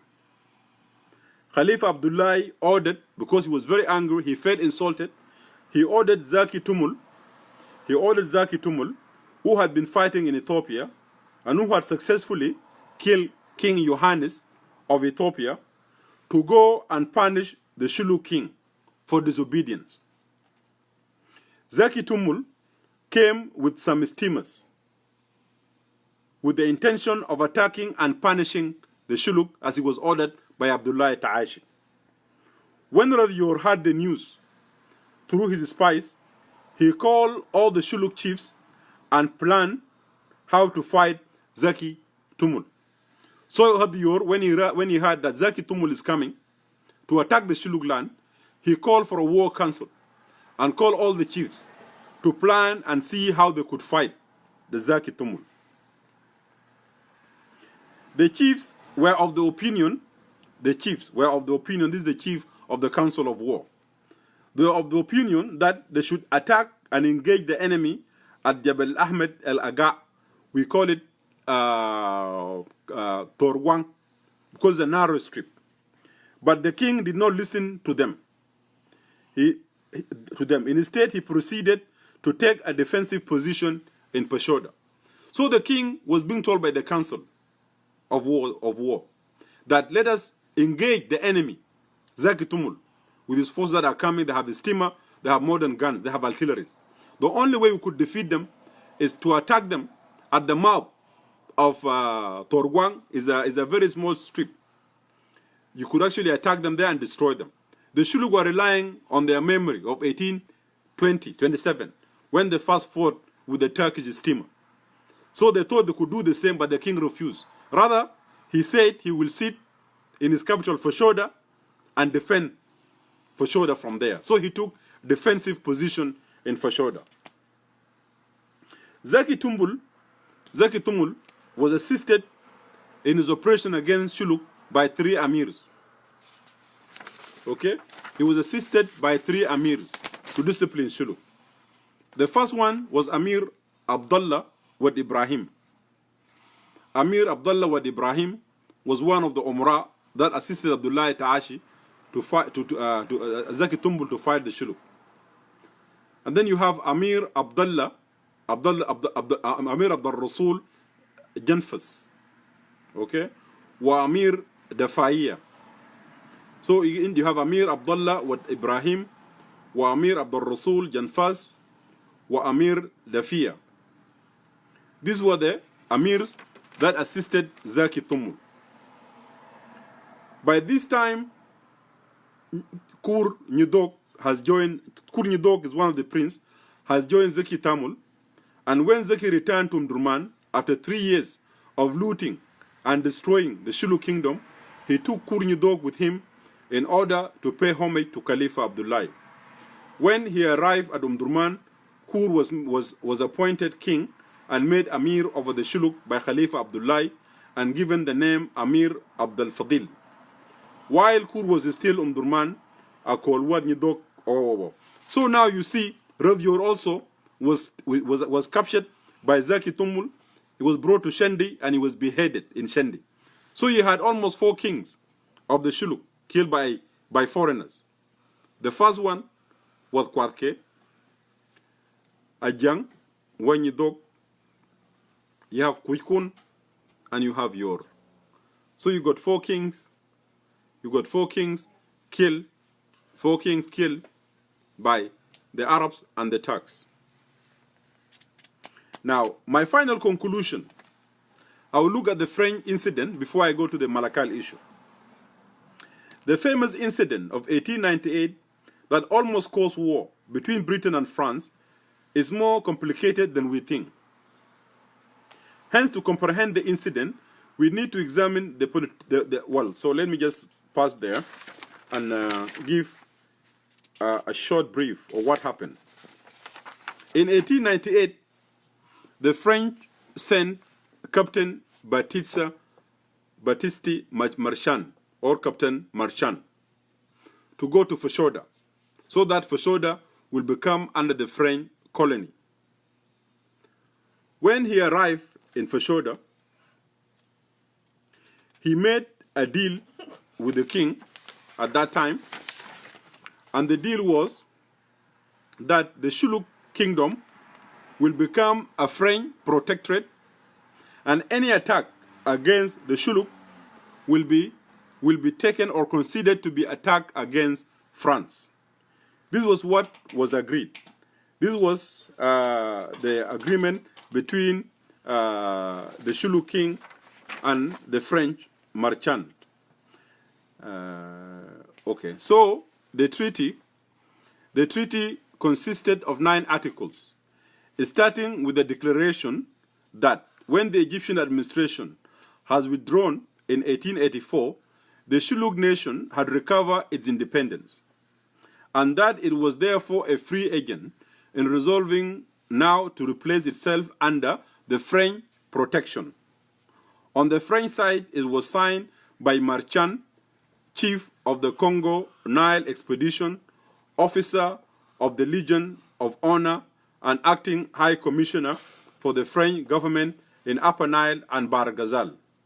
For the Shuluk, it was signed by Kur Abdel Fadil as the Sultan and legitimate hereditary ruler of the Shuluk nation, in presence of Utwal, son of Adiang, Kak, son of Diel, Bol, son of Ayul, Kak, son of Nyakwach, Awet, son of Ajak, Yor, son of Agwar, Ayik, son of Ding, Aker, son of Yor, Kwal, son of Ador, Akik, son of Ubu, and Nyidok, son of Ding. On the 15th of September 1898, Marchand issued an order of the day declaring that his expedition had completed its dual aim of occupying the Bahr Ghazal and establishing French domination at Fashoda. Marchand has reached Fashoda before the British and had rebuilt the fort and established himself in a strong position. Marchand was informed by the Minister of Foreign Affairs, Mr. Hantox, when he assured them with his words, and I quote, "You are going to fire a pistol shot on the banks of the Nile. We accept the consequences." This was the letter by the French Foreign Minister Hantox congratulating Mr. Marchand. So what did I want to say? I wanted to say that after the Turks and after the collapse of the Mahdi, the French sent an expedition in 1898 and made a legal contract, an agreement, a declaration which I read to you, between them and the Shuluk king, saying that the Shuluk kingdom or the Shuluk nation will be a protectorate of the French, and they will be protected by the French. And that treaty was signed on behalf of the Shuluk by Red Kur Abdel Fadil, and then by French Marchand, who called himself the chief of the Congo Nile expedition for the Legion of Honor and acting high commissioner for the French government in Upper Nile. So literally, by this French agreement, recognizing the Shuluk as a nation, Shuluk would have become a French protectorate, before the British came. But this is the history I wanted to give you. The summary of what I wanted to say was this. The Shuluk was all along in existence in their present territory since 1545. And this claim by Apadang that the Shuluk came and they accommodated the Shuluk was actually false. Now let us come to the factual issues of the claim about Malakal.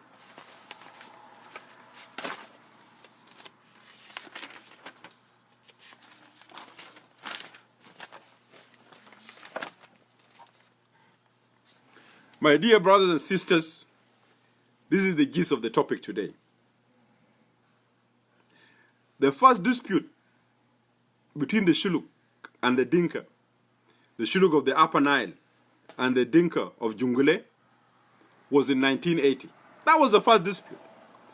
So imagine from 1545 all the way to 1980s or 1979, there have never been an issue that the Dinka have claimed that Malakal belonged to them. For almost 500 years, or even 500 years, oh yes, for almost 500 years, there have never been an issue. Dinka has never raised that Malakal belongs to them. What is it that has made them think that Malakal belongs to them? Let's go to the detail of it. In 1980, a dispute erupted between the Shuluk of Upper Nile and the Dinka of Jungule. Okay? Over the Dinka claiming that some areas around Korfulus, not even Malakal, in Korfulus, that was their main dispute. They did not even talk about Malakal at this time. They were talking about Korfulus. That some areas in Korfulus are Dinkas. And these are the Shuluk areas. On the 5th of May, 1981, the court president of Atar Ardeb wrote a letter to the regional government in Juba claiming some Cholo areas in Upper Nile province belonging to the Denka of Korfulus in Jungule province. Okay, let me get the letters because we are talking about historical facts. So let's go to the historical facts.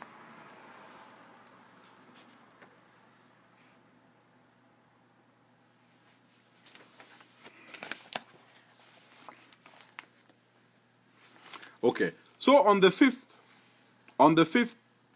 of May, 1981, the court president of Atar Ardeb area wrote a letter to the regional government in Juba claiming some Cholo areas in Upper Nile province belonging to the Denka of Korfulus in Jungule province. Okay, so let me see the letter.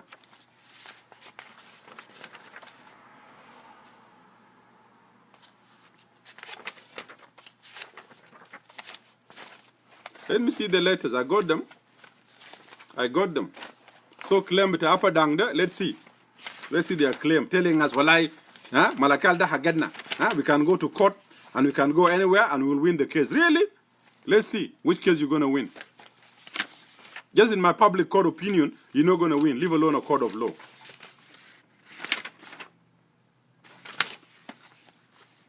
Let me look to the letters.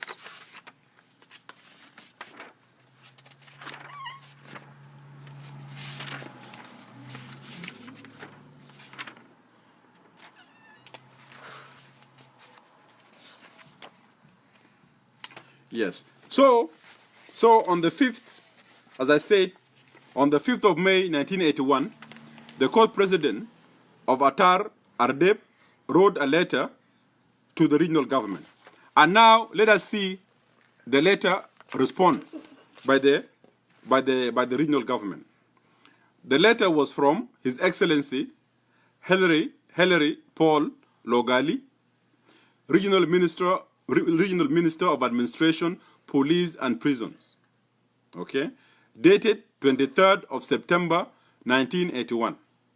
So the letter I'm about to read is from His Excellency Hilary Paul Logali, who was the Regional Minister of Administration, Police, Prison, dated 23rd of September, 1981.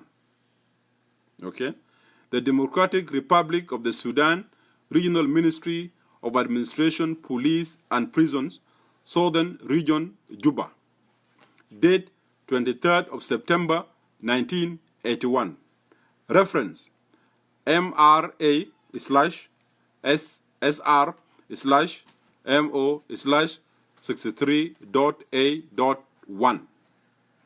The Commissioner, Upper Nile Province, Malakal. Also to the Commissioner, Jungule Province, Bor. Subject: disputed boundaries between Upper Nile and Jungule provinces. This is in connection with the letter written by Court President of Atar Ardeb on the 5th of May 1981 to the Regional Minister of Housing and Public Utilities, with copies to the Vice President and the President of the High Executive Council, and then Commissioners Bor, Malakal, and me. Copy of this letter is hereby attached to easy reference. I wish to state that the letter written by the court president above does not seem totally with the actual facts existing on the boundaries between Upper Nile and Jonglei provinces as borne out by the work of the surveyor team. All the available authenticated maps on Upper Nile and Jonglei provinces seem to indicate that provinces' boundaries of Upper Nile and Jonglei follow Corfulus, falls northwards until a point about 7 miles before Corfulus falls into the Sobat River. Please see the map sheet 66J, correct 1929, 1934, and province boundaries corrected 1975. And the letter goes on. The boundary from this point goes west, leaving Sobat River clearly north by some reasonable distance, almost I think is 60 kilometers. Hence, the boundaries of these two provinces do not follow Corfulus up to the point where it falls into the Sobat. Neither does it touch the Sobat River at any point in the disputed area. Let us now look at the map of Source of Sudan of 1946, corrected in 1975. On this map, the situation of the boundaries between the two provinces, as it was run west from Corfulus, cut in Bahr el-Zaraf, and not touching the White Nile at any point except around Wat Kej. So, the boundaries between Shuluk and the Dinkas are not even touching the Nile. So we'll see later on their lies of taking Malakal. They have no boundaries on the Nile with us. Okay? And the letter continues. If these maps are made by our certified surveyors and are accepted by us as legal documents, then the chief of Atar Ardeb seemed to have no point to make. Listen to this. This is what Paul Logali was making. He was saying this. If these are maps made by our certified surveyors and accepted by us as the legal documents, then the chief of Atar Ardeb seems to have no point to make. This being the picture, we can now proceed to the work of the surveyors as shown on the sketch maps. The surveyors have gone to the area of Corfulus, not with a view to redraw boundaries there, but had gone there to put the information referred to in the map onto the ground. In doing so, they were being guided by the criteria of the redivision of southern provinces of 1975. The criteria used provided that any old councils which becomes a part of a province as a result of a redivision must necessarily go with all boundaries to the new province. Therefore, the question of addition or subtraction of boundaries does not arise. Full stop. So Henry Logola was saying that the letter by the so-called chief of the Dinka of Atar Ardeb is nonsensical. It has no legal basis whatsoever. This is Henry Logali, the Mashul Kawi.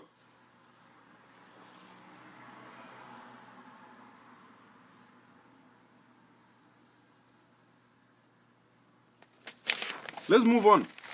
We have evidence. What evidence do you have?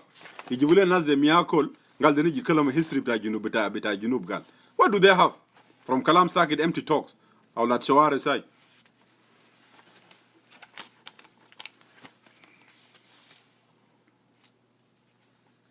Okay, again, now, Henry Logali has said it clearly that the Denka, Bita Atar, they have no right whatsoever. And he has sent the copy of this letter to the Commission of Upper Nile Province and to the Commissioner of Jonglei Province. Okay. Now, in 1982, a bloody conflict ensued again on these areas. Okay? A bloody conflict ensued. The Dinka and the Shilluk fought again in 1982.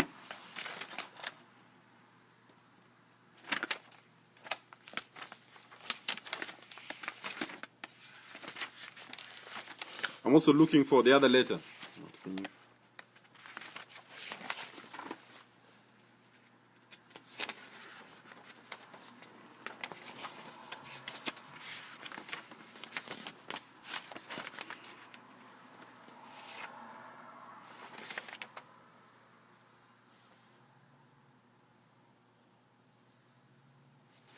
Yes? So in 1982, the Dinka fought with the Shuluk again. Around where? Around Korfulus. This time, Mafi Kalam and Malakal. Nobody's talking about Malakal. Malakal ownership. Malakal ownership is Shuluks. Mafi Zoga the Kalam and Malakal this time. It's all about Korfulus, Baidinak. This is what they're talking about. Before even they come now to take Malakal. Just look, imagine at these people. Huh? Hudud were talking about Korfulus. Inak. Far from Malakal. Now, they have taken the one to take Korfulus, the one to come to Malakal. Now again in 1982, fighting erupted. Okay? Fighting erupted. The Dinkas again, what? They wrote a letter. This time to who? To His Excellency Charles Scott Chatham. Charles Scott Chatham, marhum, was the regional minister of decentralization. Now, on the same issue again. And then, His Excellency Charles Scott Chatham, the regional minister of decentralization, wrote a letter again to the commissioner of Jungule Bor and to the commissioner of Upper Nile. The letter was dated the 20th of September, 1982. The Democratic Republic of the Sudan, Regional Ministry of Decentralization, Southern Region, Juba. Dated September 20th, 1982. Confidential. Reference number RMDA/NO/63.A.1. Address to the Commissioner of Upper Nile Province, Malakal, Commissioner, Jungule Province, Bor. Subject: page boundaries between Upper Nile and Jungule provinces. The letter reads, in 1980, a dispute had erupted between citizens of Upper Nile and Jungule provinces over the boundaries between the two provinces in Korfulus and Sobat Mouth area, vicinity of the CCI headquarters.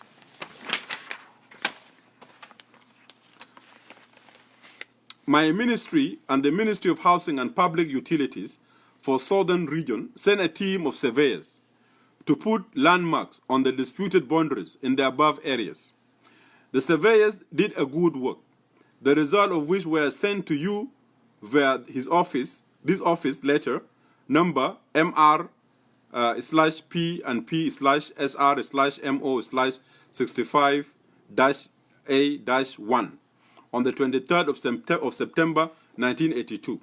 You were also sent 3 copies of the maps of the area indicating the boundaries of the surveyors. Your 2 officers, for unknown reason, did not abide by these directives, and this led to bloodshed among the citizens of these areas from Tunga and Ayot People's Rural Councils. Letter without number, dated 31st April 1982, addressed to the President of His Excellency, the President of High Executive Council, with copies to me and to you, is self-explanatory. Beside my letter referred to above is also crystal clear on this subject. In the light of all the clarification, I am sending the same surveyors to the area to hand over the page boundaries in dispute on the land to you on the 10th of November 1982. Confirm to me the receipt of this letter and your possible commentaries as soon as possible. I am sending to you copies of the above 2 letters for easy reference. Accept the assurance of my highest regard. Signed, Charles Scott Chatham, Minister, Regional Ministry of Corporation. So he sent the surveyors again and came up with the same confirmation. Okay? So you had two letters. Hillary Logali, okay, confirming that the areas belong to the Shuluk. Now another letter by Chatham, Court Chatham, okay, Charles Court Chatham, also confirming that the Dinka have no claim on this area. So why do they come up with these claims? Surveyors were sent and see. The Korfulus, not even Malakal now. We're not even talking about Malakal. Malakal is not even in the picture. We're talking about Korfulus. Yeah? We're talking about Korfulus. Look at these people. Walai. Enum Gawin. Nas Enum Gawin had Bayid Jiddan. You know? Korfulus al Bayid, this is where we're having a dispute with them in 1980s. Now they want to come. Malakal. Korfulus there. They live Korfulus, they live all the Shuluk areas, and they want to come there, Malakal Dabatam. Malakal has never been part of their claim. But let us go on and see their nonsense.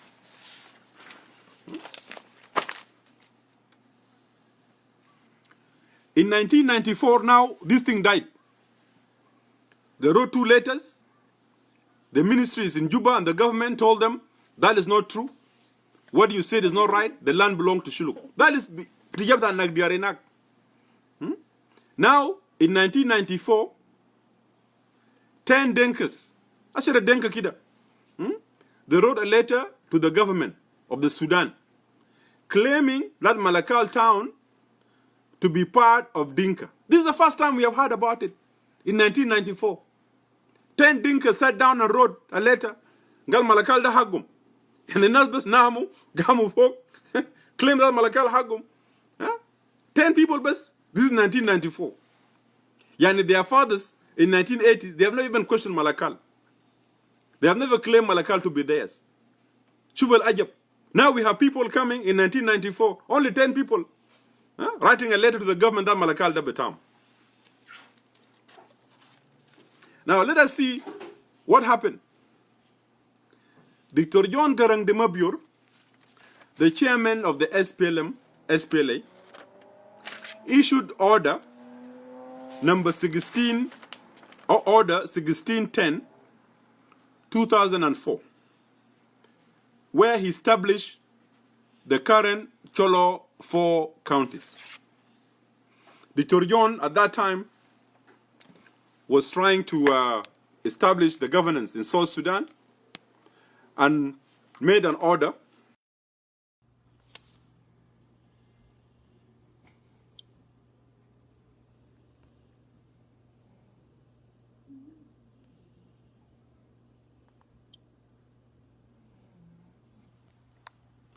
Okay, sorry about that. So in 2004, so 1994, 10 Dinka guys wrote a letter to the government in Khartoum that Malakal belongs to them. Malakal belongs to them. Yani just like Emmanuel waking up, I guess some 10 people will write, we say, you know what, Rumbek belong to us. You know, or write a letter and say, Wallahi Tarif, Rung belong to Shuluk. You know, write to the government in Juba, Wallahi Rung da Batana. For the best. This was 1994. Now see what Garang has said. Garang made an order in order 1610-2004. He made an order establishing 4 Shuluk counties. And he said that the Shuluk counties will consist of the following. 1. Panyikango County or Panyikang County. Manyo County. Fashodo County. And Malakal County with this sitting Malakal town. So the Torjon is not a Shuluk. He's a Dinka. He said on the 10th or 16 of October 2004, he said that Malakal is part of Malakal County, which means Malakal is for Shuluk. Okay?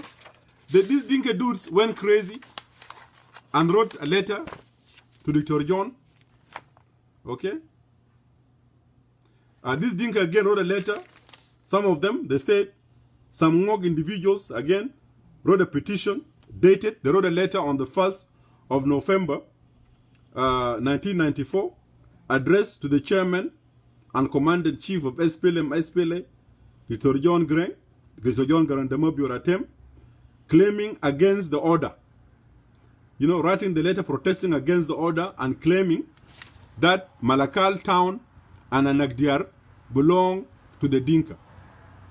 So, they wrote another letter now. The Yomwahi Sharhidashir. That Malakal and Anagdiar belong to them. Dr. John ignored their petition and continued to implement the decision of 4 counties as it came in his letter of the 16th of October 2004, and he said he's implementing his order in accordance with the Sudan borders of Yom Wahid 1956. So Apadang has no case. In 1980, it was talking about Korfulus. There was no mention about Malakal. 1982, they fought with the Shuluk again about Korfulus. There was no mentioning of Malakal. The only time they claim that Malakal is theirs is when these 10 dudes, I don't know, Sharbin Bongo, Wala Sakranin Be'aragi, they just woke up and wrote a letter to the government, Wala Malakal da Betana. Garang said the Kalam Farik, Malakal Mahagedkum. How can you say Malakal is yours? Malakal is known historically belong to Shuluk. Garang is Dinka. Garang is not Shuluk. And Garang ordered and made 4 counties of the Shuluk. The 4 counties I mentioned, including Malakal. The Dinka, they got angry, wrote a letter to Garang again, thinking Garang would be a tribalist like Salva Kiir. Garang refused to listen to them. And because of that division, South Sudan counties that we have them today, they were divided by that decision of Dr. John. Why is it now only Malakal being contested? When Malakal was actually resolved by that letter. You had the letter of Paul Logali in 1981. You have the letter of Charles Quote Chatham of 82. You have also another letter by Dr. John confirming Malakal. Dr. John is also a Dinka. Henry Logali is not Shuluk. Charles Quote Chatham is Nuer. So all these people are not even Shuluk. They have decided unanimously, at different interval of history of South Sudan, that Malakal and all these areas Dinkas are claiming, Korfulus, is Shuluk. Leave alone Malakal. How can you say Korfulus, Lobik is Shuluk? How do you jump and come to Malakal? Look at the audacity of these land grabbers. And then they have the audacity to tell Emmanuel, well, you should not claim Malakal Daga Denka. Denka Kev yani. How is it yours? Yani hanak nahar ke dina kuluna hanak? Dina kuluna hanak nahar? Do you daylight robbery? You want to take our land? Because you just feel so you want to take it? It's Salva Kiir Mojud. But let us come and expose this tribalistic president Bitam. This Mokir Mayadida. Zor Unsuri. He's the one who went and gave the land of the Shuluk to the Dinkas. And let me go and look at it. Hajere Mojud here. Not only the Shuluk land.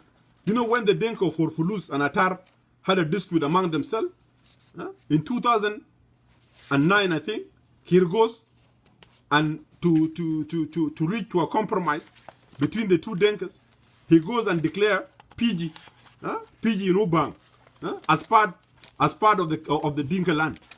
They took PG first. This is what they did. They took PG before they're claiming Malakal now. Kiir gave PG to them. Kiir went and attended the conference between the rivalry between the Dinka bita Korfulus Dinka bita Atar. The Jungle and Atar. Let me look at it.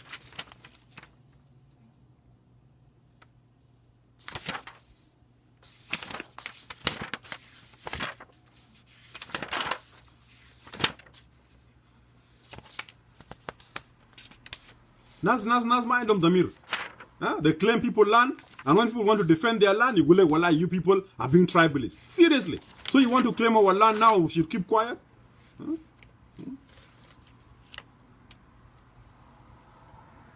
First of all, the Anagdiar, Omodia, this belong to Golakwat,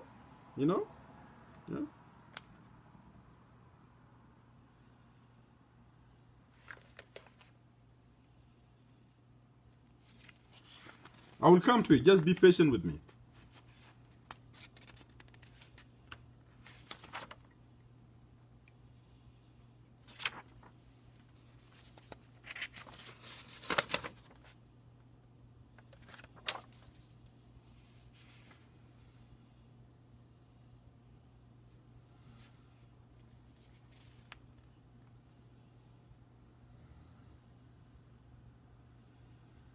Now, let's look at the substantive claim of this so-called Denka Balye, the Napadang, Denka Ngok.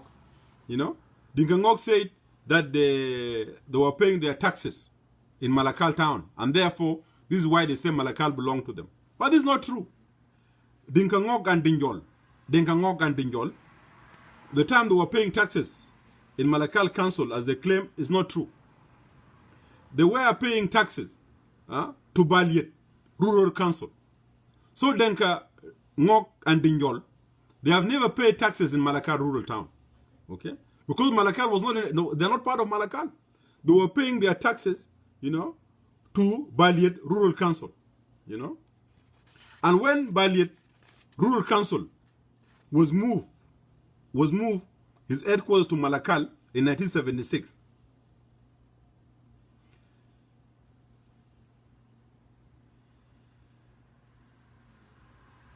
see, there was a problem because this Dinka beta Apadang, especially Dinka beta Balye, okay, Balye and Dinjol, they had problems in 1976. So I'm saying here, Dinka beta Balye, they have never paid taxes in Malakal. Ngok and Dinjol. Ngok and Dinjol, they have never paid their taxes in Malakal rural town. Because you're only allowed to pay taxes in your own rural town. And hence they were not part of Malakal. They were paying their taxes in what they call the Balye Rural Council. But at that time, there were two politicians of the Dinka. You have Andrew Wew, okay? And Andrew Wew, of course, is from Dinjol. You have Andrew Wew, who's a politician from Dinjol, and Hussein Ajwang, okay? Hussein Ajwang and a guy called Chwal, who came from, I think they were coming from what? From Akok or whatever it is. They were disputing where they should take the capital of the Balye Rural Council. They were having problem. Some were saying that we should take the Rural Council to remain in Balye, and the other was saying no, we should take it to Akoko. So the Dinka of Dinjol and Dinka Ngok, they were having this politician, Andrew Wew and Hussein Ajwang, you know, of where to take the capital of the rural council. Okay, some wanted it to remain in Balye, but the others wanted it to take it to Akok. So as a compromise, they were told, Khalas, you can bring an office bitakum. Huh? You can bring your headquarters office, bring it to Malakal town. This is how they end up in Malakal town. Because the Shulu courtesy for them to resolve the conflict so it does not get out of hand between these two politicians, Andrew Wew and Hussein Ajwang. Now the one who comes to Malakal Dahago. Just imagine Nasdel. Mind them, the miru, mind them, hof, kulukul, mabu. You know, they have no even shame at all. They want to come to claim Malakal Dabatam. Malakal has never been yours. Since when have you been part of Malakal? Never.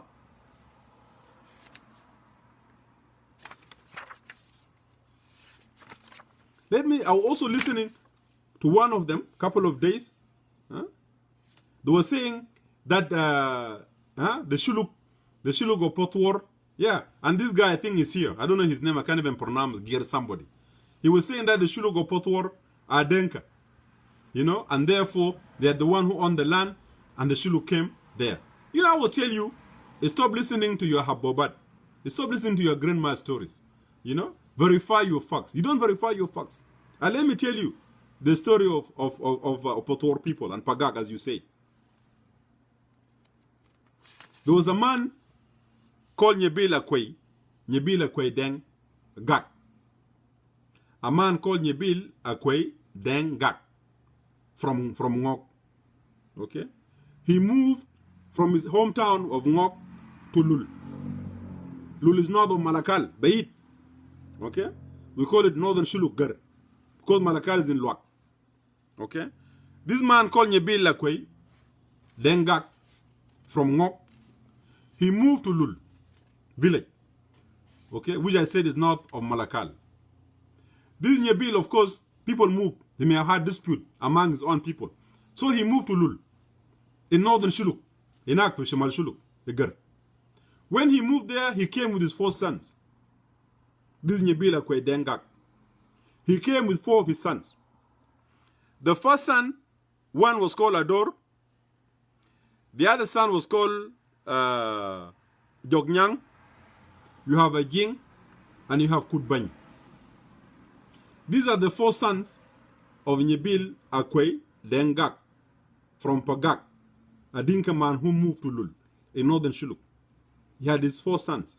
He had Ador, he had Jognyang, he had a Jing, and he had Kutbany. He had some daughters. Three of whom of his daughters were married by the Sholo. Okay. One of his daughter, Ashik, was married by Red Tuk, Wadokot. Tuk was a Shulu king who ruled from 1690 to 1710 AD. So this Dinkan man who moved to Lul with his daughters, one of his daughter, Achik, was married by Red Tuk. And she was settled in Potwar, Penyidwe. So she was married. Her father was in Gar. She got married by Red Tuk. And then Red Tuk brought her and they settled in Potwar. Potwar now they're claiming that this is Denka, Pagak area. And then they're the one who Shuluk found down there. It's a full lie. This woman was married. She was brought there. Yeah, Ashek, yes. She was brought there. Yeah? Ashek, she was brought there by Red Tuk, her husband, in Potwar. She has also a sister called Apei. Also, her sister called Apei was married to a bandit, a man called a bandit of Peju locality in Penyidwe. So he had a sister called Apei who was married by a bandit of Peju. And then also he had another daughter called Atong. Atong was married to my great-grandfather, Yor Kudit. Okay? My great-grandfather, Yor Kudit. Because to some of you, let us go to the history. Okay? So my name is Aban, Yor, Akol, Ajawin, Agongdit, Yor. So my 5th grandfather, Yor, also Yor Kundit, married Atong. Okay? And Atong was brought and lived with us in Penyidwe, where we are come from now. The children, what we call the family of Yor. Okay? The father of my grandfather Agongdit. Okay? Agongdit was the son of Yor. Yor married Atong. And Atong will later on begot many sons to my grandfather Yor. Okay? This is the history of how the Denka of so-called Potwar came to be there. The land did not belong to them. They were married, as I said. One, Achek, was married by Rutuk. The other one, Apei, was married by a bandit or Peju. Atong was married by my great-grandfather, number 5, Yor Wakundit, who came actually from Agongar. He came from Agongar, you know. So when he was settled, when the Nuer were moving, he was sent by another wind, you know. So he came and settled in Penyidwe, and he brought his wife with him, Atong, you know. So Golatong Nut. That is why Atong children are now today in Penyidwe, where I come from. So my great-great-grandfather, number 5, Yor, married Atong. So why do the Denga claim that Potwar belonged to them? Because we said it's a family of Denga, and we call it Pagak? No! So you get the history correct. The Dinkas who came to Pagak are the children of Nyebil Akwe, the daughters. Then, in the years later on, Nyebil family moved from Lul village to Potwar in Penyidwe. So his brothers, those of Ador, Jognyang, Ajing, and Kutbany, they also came after their sisters to settle in Penyidwe and settle in Potwar. You know? So which land did they bring with them? They coming, imagine, from Lul. Those who know Shuluk land, coming from Lul, all the way to Potwar. And they say the land belonged to them. They don't belong to them. The land belonged to Chuluk. The land is ours. Now they want to concord the history. That will like if Denka, but Apagak, Potwar, Denka. Kalam Farik.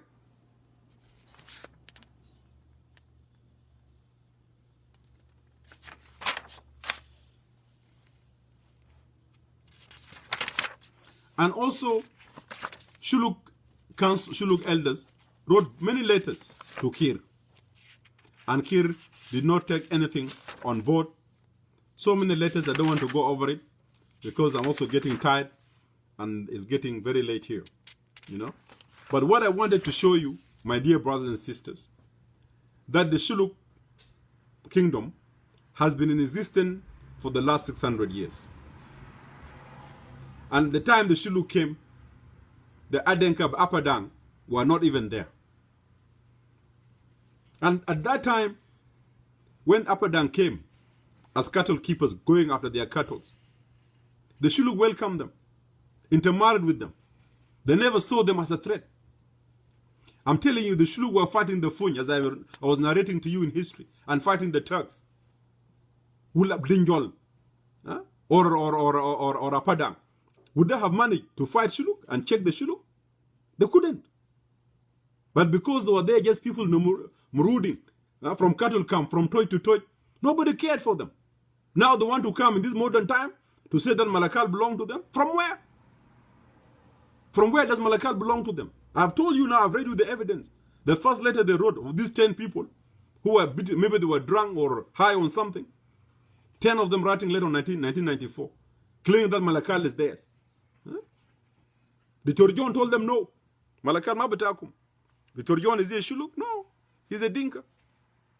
So please, my Dinka brothers, you've been living with us for over 300 or 200 years now. Your ancestors, they have never claimed Malakal. What is it wrong with you at this present time? That you want to claim our land? People who welcomed you, people who have never made any raid against you. If the Shuluk today, with their numbers, imagine in the 1970s, during the elections of the regional government, those of Apadang and the rest, they could not even form, those of Baliet, they could not even bring a county, a consistency. How could their numbers, and try to start saying that Malakal Dabatam? Dinka Apadang, who are claiming our land today, especially Malakal town, they are doing so because Salva Kiir has become their protector. Kiir is using the government resources to implement the ethnocide and the policies of the Jin Council of Elders. Because otherwise, it was not because of Kiir, none of them would have dared to challenge, even talk about Malakal being Batam. Lobby argument, lobby anything, Malakal, you cannot take it from us. The numbers of these Dinkas of Apadang, they cannot even constitute even Shuluk Buda Panidwe Bitanada, Khalim in the whole Shuluk. Panidwe Barao is more than Apadang. Panidwe Bes, Khalim in Greater Southern Shuluk, Kulu, with the Shirgar. Adat Basiti in Kidamlin is Zailenas. You know, we're telling you, live peacefully with us. Live peacefully. The Kir that you protect is protecting you today. Kir will not be there tomorrow. Do you think Denka Bargazal Biji Behilo Kumbaden, Lo Shaglaja? Our fathers worked, my grandfather worked in the Dinka land. From Dinjol, from where he worked in 1930s and 1940s, saving your lives. It was not because of him. He was known that time as Gidjok by the Denka. They gave him a cow and they call him Gidjok. My grandfather called. He was a medical doctor. Medical doctor. He was a medical assistant. He was a medical assistant who finished in 1920s. Few Southern Sudanese at that time were educated. My grandfather was one of the lucky ones to be educated because he was the son of a chief. He was a medical assistant. He traversed the whole entire Dinka Padang land, taken from Dinjol all the way to Ager, to Apadang, you know, treating them when they were dying those days, you know. They were so happy and impressed by him, and they gave him a cow, a bull. And that's why my grandfather is known today as a call Gidjok, you know, because of their goodwill, their good job. I'm sure today those of you who were cursing us and calling Malakal belong to you, I'm sure if you go and ask your grandmothers and your grandfathers, I think my grandfather may have saved their lives. If he did not go to that land, many of you would not even have been born, even come to Facebook and talk to us and challenge us about Malakal. You know, our ancestors treated you with respect. Many of you, the Dinka intellectuals in Upper Nile now, most of your mothers are Shuluk. Even those who are claiming Mushakil Batana Del. Most of your moms are shuluks. But you have no respect. You don't know when you're welcome. You don't know how to treat people right, claiming our land that belongs to you. So we are telling you, please, let us go to the old days. And you tell us that, oh, Walai, Tonwai. Do you know who made Tonwai chief? When Khwajar were asking at that time that who among the Dinkas, when they were candidate to be chief, do you know who gave the good words? Go and do your homework, and you'll be surprised. You calling a Jawin against the Dinka. Tonwai was a very close friend to my grandfather, Cole. It was a Cole who told Khwajar when Khwajar was asking him, when he was a medical assistant at that time, that whom do you think among the Dinka candidates should be a chief? And Galom, Tonwai is good. Tonwai is a good man, is wise. Although can you team? Is a Cole who said that. Then Tonwai became the chief. And now you telling us that we killed Tonwai? You have no respect, you forget history. Your memories are too short. Rather than honoring us, you should have been carrying us on your heads. It is our ancestors that treated your ancestors and your fathers. Some of them are alive today because we were treated by them. It was not because of them. You wouldn't have been born now. You think carefully, Apadang. This time, some few of you, not all the Apadang, some of you are destroying the Apadang. And if it goes to war, Apadang, trust me. Benuzium best kulo kumbutejuru. Museum. Leave alone the Shuluk Butagar. Leave alone the northern Shuluk that should not come to join us. Best southern Shuluk Baram. Apadang, you'll move. You'll move back to Boro. You'll move to where you came from. You will not fight. So please, my dear brothers, let us coexist peacefully and let us not try to claim other people's lands. Let us go back to the ways our grandfathers were living. And stop your hatred and blind hatred and trying to grab people's land. Malakal has never been a Dinka land and it will never be. Come May. I have shown you through the history, many of our kings were executed by the foreigners because they refused to give an inch of our land. So what makes you think that at this time you can claim our land? Think carefully. This land issue is not a joke. So if he does not go back to 10 states and give us our land, take it from me as Emmanuel. There will be no peace in South Sudan. Trust me. There will be no peace. Especially in Upper Nile. There will be no peace. And you know it. You're talking now about Olan giving you a hard time. Olan is not even 1% of the Shuluk. The 10 of thousands that he has now, they're not even 10, they're not even 1%. Leave alone if Shuluk could mobilize 20% of his young men. Not only Apadang, with the whole Upper Nile, we will take it over. The whole Upper Nile, we will take it over. So please, Apadang, you think carefully. Don't destroy the legacy of how our people used to live. Why was it for almost 500 years, your grandfathers, they have never claimed Malakal or any Shuluk land? Why?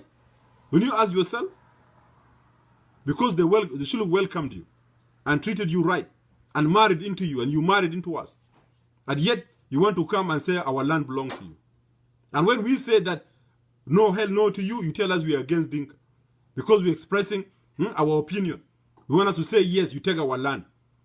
Malakal, some Denka from where? Wala Malakal laga Denka. Where do you know Denka from? Where do you know Malakal from? Tara Malakal when years old. Have you lived in Malakal? Mafi. So please stop your nonsense. Emmanuel Ajawin, I'm here 24/7. And I will challenge all of you. Take it Mindinjol. Ladni Haib Tapadang. I'm ready for you. Even take the great ngok. And I'm just lekum. And Baraima Shulukulu. I'm just alone. Leave alone the rest of the Shuluk. I tell them not come. Me alone, I will handle you. Bring your facts and your nonsense and we'll see. Some of them is not because of Facebook. We will not even talk to them face to face. If we're in real life, some of them, where will they talk with us if it's not because of Facebook?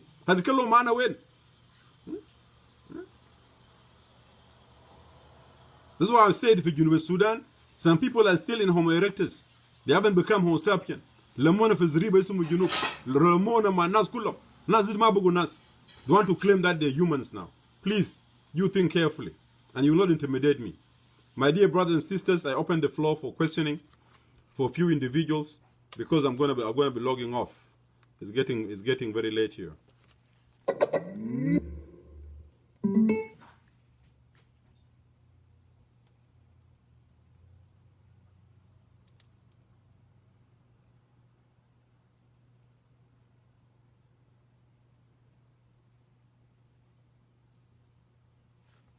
Yeah, let me bring anybody who's ready to ask. Please send me your request.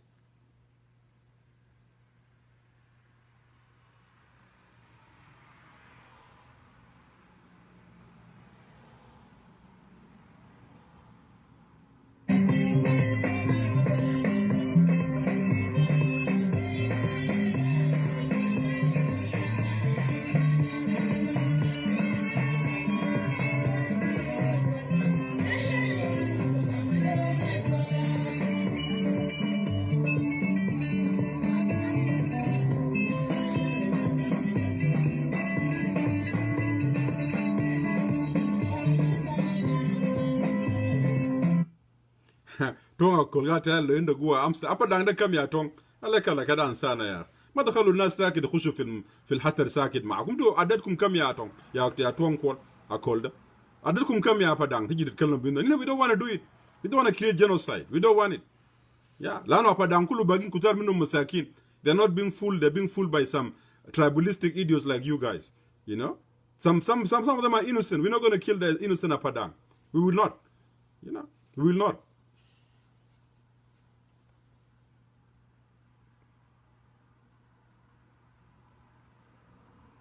Yeah, they're bringing destruction to Greater Equatoria too. This is how these people are, destroying the whole South Sudanese. And when we talk, they want to tell us a lot of nonsense. You know, when we bring them evidence, they have not even a single shred of evidence. Why don't buy a give kharita kida? Gala kharita, send it to me. Gala kharita to apadang. Halekala. Kharita apadang when ya? You want to come and lie to us? We will not kill the innocent. Please, those of you who want to ask, you send me your request. Otherwise, I will have to call it a day, or I will have to call it a night because it's getting very late. Anybody who want to say a word or two? Thank you, Andrea. You know, Nazali Andrea to you and Malakal Adekala. Apadang, they want to come Gal Malakal Dabatam. Yeah, and Asher Naforbes wrote a letter in 1994 saying that Malakal belonged to them. Now Salva Kiir, the tribalist, comes and give them Malakal and say now the eastern part of the Shulu Kuldaga Denk. Can you imagine this? Just look, they're just taking our land day and daylight, you know. Thank you, Brother Philemon. You know, Maban is actually their brothers to Shiluk. You part of us. You know, thank you, my brother. We're just the same. We're together. And now also, they're claiming, Kilo Khamsa, even Adar belong now to Maban. They're saying that Adar Betam. They're claiming also the land of Maban. But because Maban has no people to talk on their behalf, their land now is being claimed by the Dinka. Many Junubin don't know that Adar now, where the oil is, you know, these are Maban land, you know, these are Maban land. Now been taken Galdaga Denka. Arada Maban, and Kir will tell you guys will lie be told that Junub da fi arada bita Denka. Seriously? Junub, we cannot be lied to. This country is either we live peacefully, you know, and respect ourselves together, or to hell with it. You know? Jama, anybody who has anything to add, please.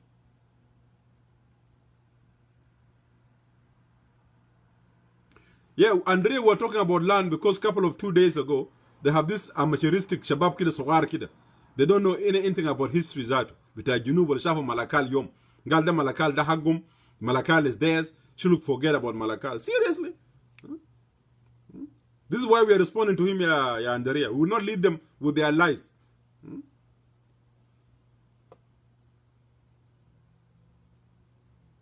Yeah, they are the problem. Jing Council is the problem. But when we attack the Jing Council, they come here bugging on us. Oh, Emmanuel, why are you attacking the whole Jing? And imagine you attack the Jing Council, they said, oh, we do not represent, they don't represent us. When you attack the Jing Council, they cry, girl, you're attacking the whole Dinka. And then they want to go crazy on Facebook.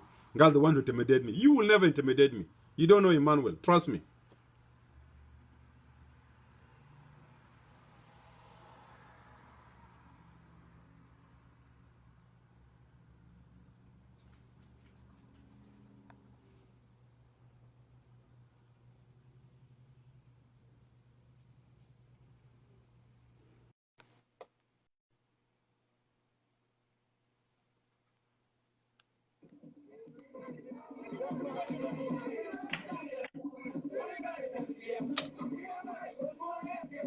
Hello? Hello, Emmanuel. كيف شغلك كويس? Gordon, yeah, how are you doing? Yeah, I'm good. Good. Yeah, you have the floor. Why are you hiding your face? I don't know what happened to the camera. I don't know.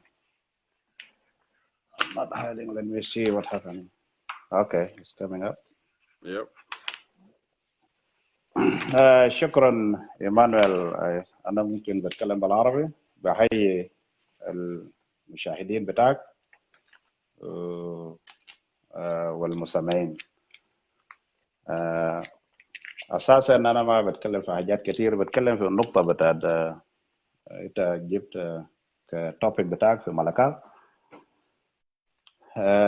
اساسا لو رجعنا في الحقائق والحياه الاجتماعيه، فمجتمع بتاع شلوك مع مجتمع بتاع دينكا هم الأقرب ناس عايشوا سوا في زمن بعيد.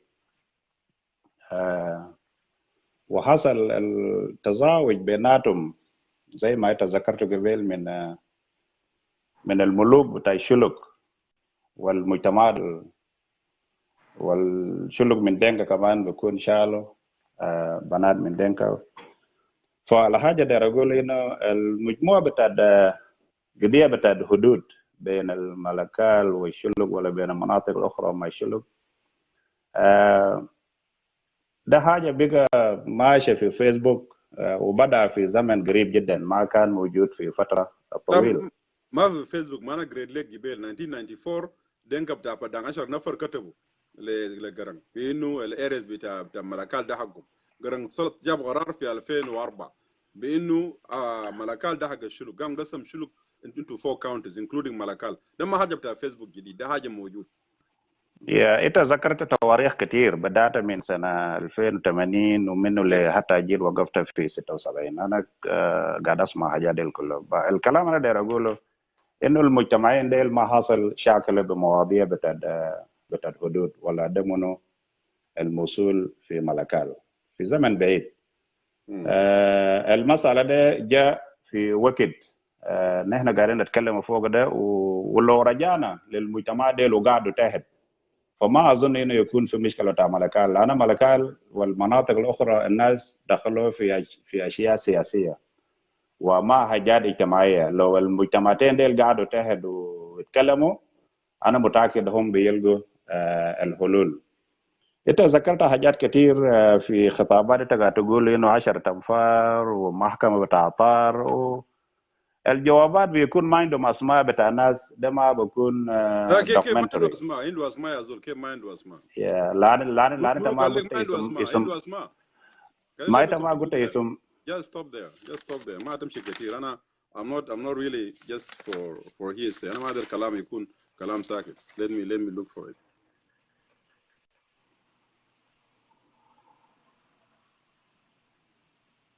Yeah, let me look for it. هنا موجود عندي صفحة 12. Okay. بقرأه لك. الجواب الرسالة the letter from the court President Atar Ardeb dated 14 of March 1980. Okay. Care of Atar Ardeb Regional Court Atar 14/3/1980. Addressed to His Excellency the Commissioner of Jungule Province through Acting Commissioner Zaraf Mouth Council. Signed by who? Yours sincerely, Michael Miyakol Deng, Executive Chief of Atar Regional Court, on behalf of the citizen of Atar Court. Also by John Gajang. John Gajang Awol, Court President, Atar Court. So I'm just quoting document without names. I have names here, sir. اوكي. ليكون لمعلوماتك، انت عارف الجاجان اول ومايكل ماكل ما كانوا الرؤساء بتاع المحاكمه في وقت ذاك. No, كانوا رؤساء جوابين حقهم. This is the alleged ما بنناقش في الكلام ده. كنا نجي لموضوع تاع ملكال. موضوع تاع ملكال اساسا لما الجنوب اتقسم لمديريات، لان ملكال لما تم بناء بتاعه بين 1921 و 1928. فلما الملكال جاب جنوب قسموا كده ستوب شويه. خليك بني بتاع ملكال. انت دينكا ده كده قول لي اقرب دينكا ده ملكال منطقه بتاع مياتو ملكال بينهم ملكال شلوك ياوده عندك واو شلوك كده دينكا قريب وين؟ انا اقول لك انا بتكلم معك مولود في ملكال. المسافه بين خلاص قول لي ملكال وبالي دقيقه بس انا من غوك انا من غوك وانا داير اقول لك انه انا شخصيا ملكال ده ما بعيد من غوك. كم يوم؟ يعني لو بالكداره ولا بالعربيه؟ برجلين. برجلين ده يوم واحد. يوم واحد. اوكي. يوم واحد اقل من يوم زاد 11 ساعه 11 ساعه لو انت مشيت 11 ساعه. دول كم زمان من ملكال؟ شوف 11 ساعه ده لما تقوم من الدم، لكن لو انت قمت في دقيقه ما تسمع يا مانويل، ما دايرين اقول حاجه عشان الناس كمان يستفيدوا. انت كلمت وانت قلت حاجه لما تقوم من غوك لملكال ويجيز حتى اسمه بانجلاي ده انتوا قاعدين تقولوا بانجلاي ده تابع لغوك عشان تقوم من ملكال لبانجلاي 6 ساعات بكداري، ولو بالعربيه 10 ساعات بس. اوكي. ومن دوليب لملكال كم ساعه؟ ما دوليب تابع لملكال. دوليب ما منفرد لملكال. ملكال تابع ما تابع ملكال بكون 4 ساعات بس، بكون 4 ساعات. من ماكال شلو كم زمن؟ ماكال شلو ما في برا ثاني. اما خلاص انا اقول لك من اتجاهات كلهم كم زمن ماكال شلو؟ ماكال شلو ما انا قلت لك في اتجاه الغربي بالنسبه لملكال المدينه. بعدين الملكال المدينه قبل دقيقه ما كان انت بتم 5 دقائق تقطع البحر 5 دقائق بتتموا. والله احتمال يكون اكثر من 5 ساعات. لسه دن ساعه. ممكن يكون لسه دن ساعه لان انا ما مشيت ملكال شلو. لما ناظر شلو جا اقرب لملكال انت تجي كيف من بانجلاي البعيده تجي تكلم ملكال انت بتجيبها كيف الزمن ده كله بتجي كيف؟ الملكال ناس نوك ساكنين فوق يا ايمانويل. لو جينا بجد ما في يزول والله من تاسيسه. كلام فارغ ساكت. I'm not interested, man. Just get lost. I'm not interested in those politics. Let them go and make their own shows. I'm not interested في الكلام ده. يا جماعة ندير زول يجي يتكلم معي كلام واضح. أنا ما أدير this nonsense. You know, I'm not have no time for them. They بعملوا شو بلغتهم. Let them go and have their shows. يقول لي إنه قال كاب ملكال تابع ملكال 200. Where's the documental history بتاعه؟ Yeah.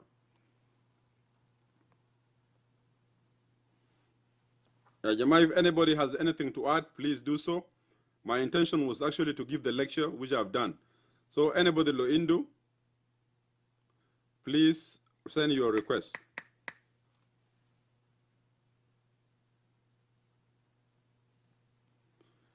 Anybody who has anything to say, please send your request, or otherwise I will log it off. And I'm this like kalam farik. You come and prove with me the document. Ma deji gule walai denga ngok gatu Malakal. Gatu Malakal when sagni min mitel Malakal. Denga bata ngok da. Where were they?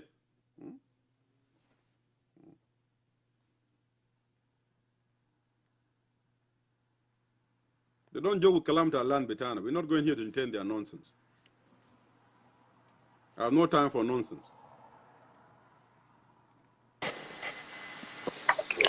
Hey, you still up? Children are grown up and they are taken over.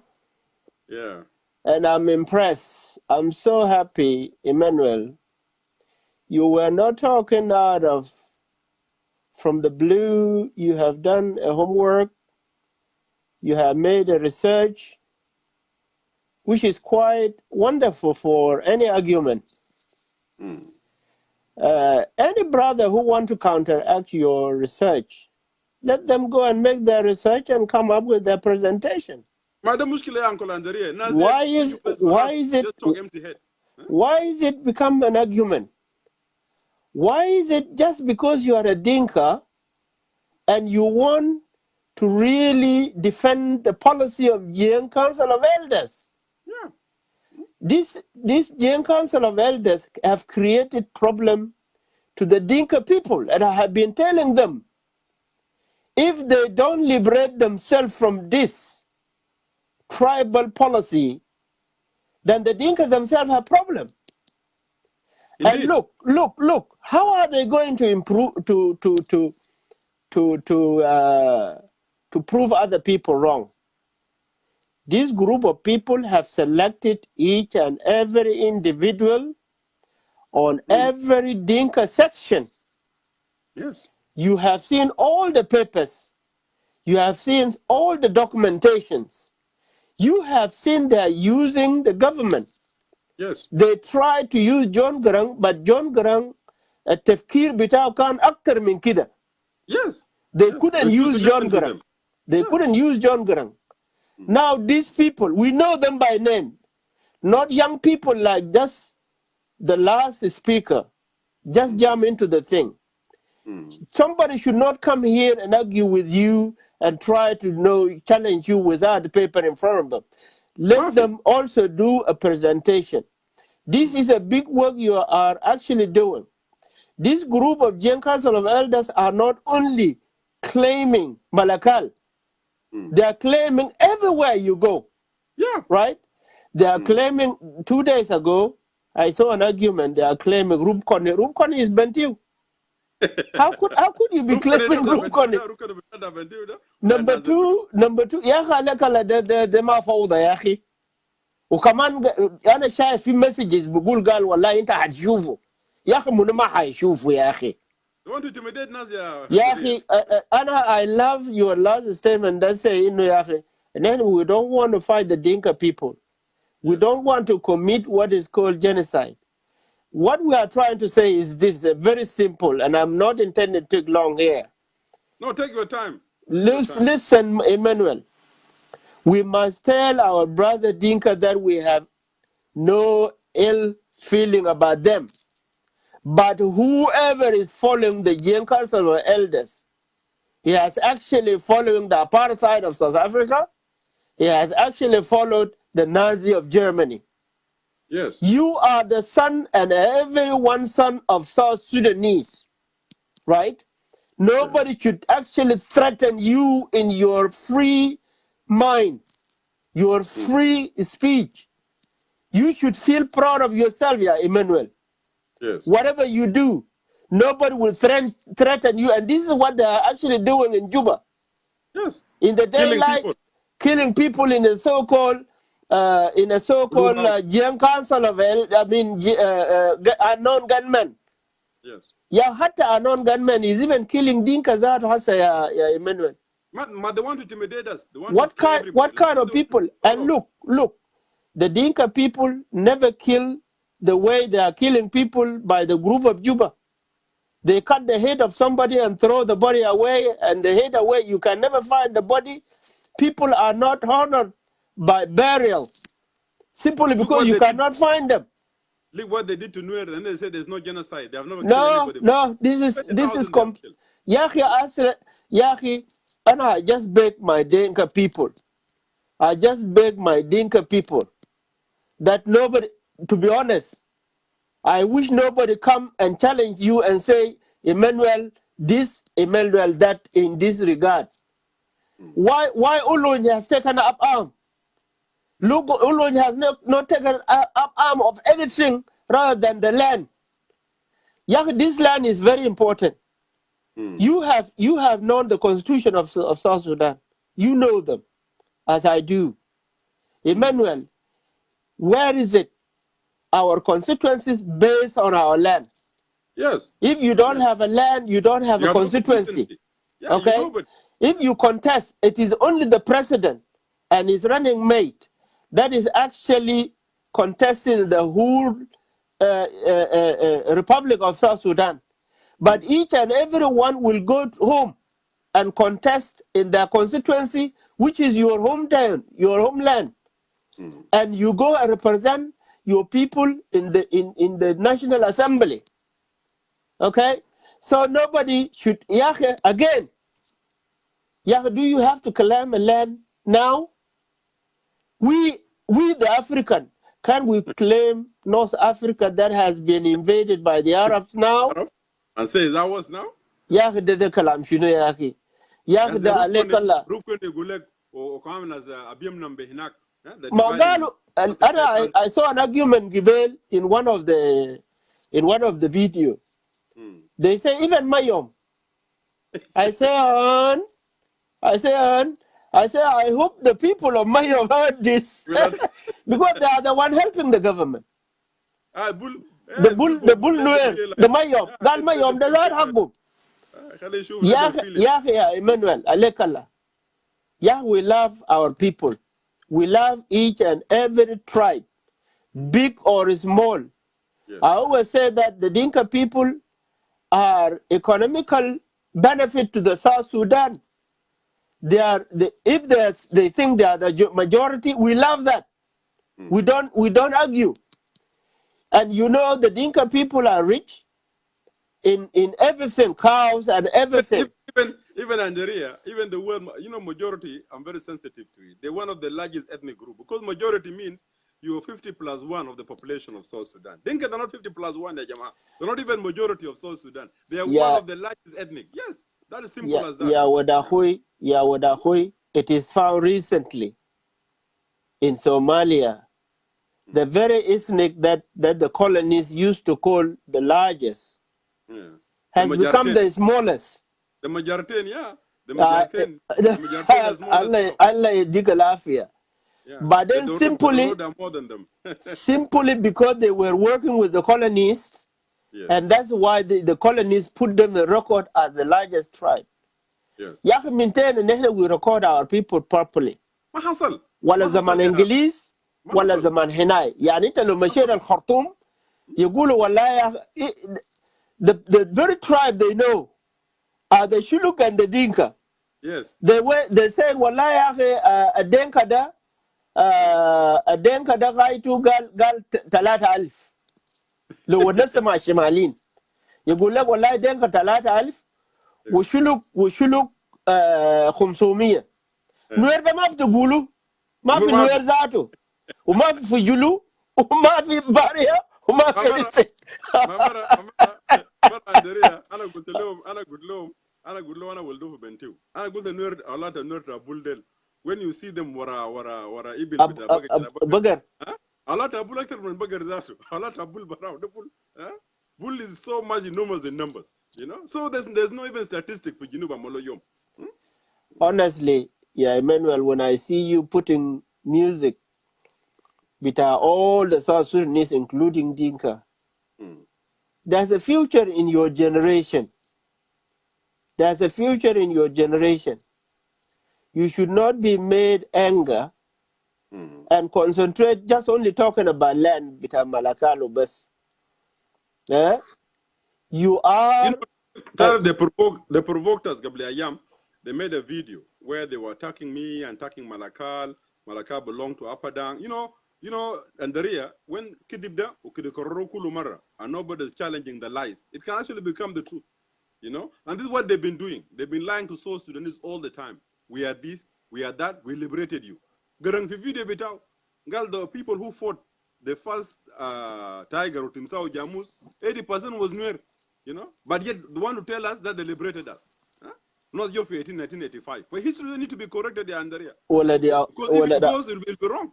Yeah, well, let me tell you this. The people in diaspora, as I saw them in your media and the media of Jonkor and the rest of it, you have a beautiful generation with the exposure of the Western world. I'm very optimistic that I'm going to get old with a generation that is refined, that dance of their tribe, but work on their nationalism. No, thank you very much. That's a very I will be very proud of that. And let me tell you one thing. The spoilers have been working with the enemy from the very beginning. If I tell you I was a child of 11 years, I was the adjutant, the writer of somebody who used to come to Khartoum when we were actually recruiting Anyanya too.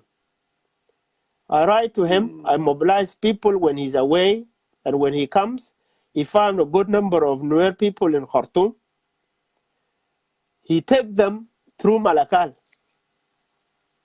Do you know who arrested people in Malakal? It is this Self-Fakir Mayadit. It is this Self-Fakir Mayadit from 1976, 77, 78. He was the one arresting them. Until we changed the routes, but then Rasuluna through Nasser, begin and Rasuluna through Gadarif Yeah, Utrurang, I and remember through too. Rang, Yes. Shifta Cave, until Anna was too young to walk. I would have gone 1977. I was in Cambodia College by then. Yes. So 1978, they could have come back and take me, but they stopped all the flow of the recruitment at all. Now, when these people were recruited, when they went in 1983 and 84, they want to take over. The issue of Anyanyatu was not a Nuer tribal thing. It was that because what they have actually developed was hijacked. يعني إنه نحن في جنوب السودان حق أي زول بدا حاجة we follow it. Why is it our brothers want to always lead? If they want to lead, can they lead their tribe and leave us alone? That is too much. We cannot tolerate this anymore. Yes. I was in Juba when this 2013 happened. Look how we ran out of Juba. We're lucky to escape. My No, you guys were lucky to escape. Uterman as Stephen Paul. we were lucky. We were lucky to escape. Ya kede shuf ya jama. All my good friends are Dinka. I live with Dinka. And I was in one basketball team with Dinka, who are my brothers up to now. I was in a team with late Manudbo. I was the fastest in Sudan, and he was the tallest basketball in the world. Our team was the champion. I was playing with Nial Den Nial. He was ahead of me. Okay? We play with somebody like Ring Bonamalwal. Ring Bonamalwal, yes. Akwai Bonamalwal. Kwais. Somebody called Agarizi who passed away now. To mention only few. Yeah, we made a very good South Sudanese heart. We don't know about tribe at all. Why are putting us back to tribalism? Who cannot love his tribe, Ibn Akhui?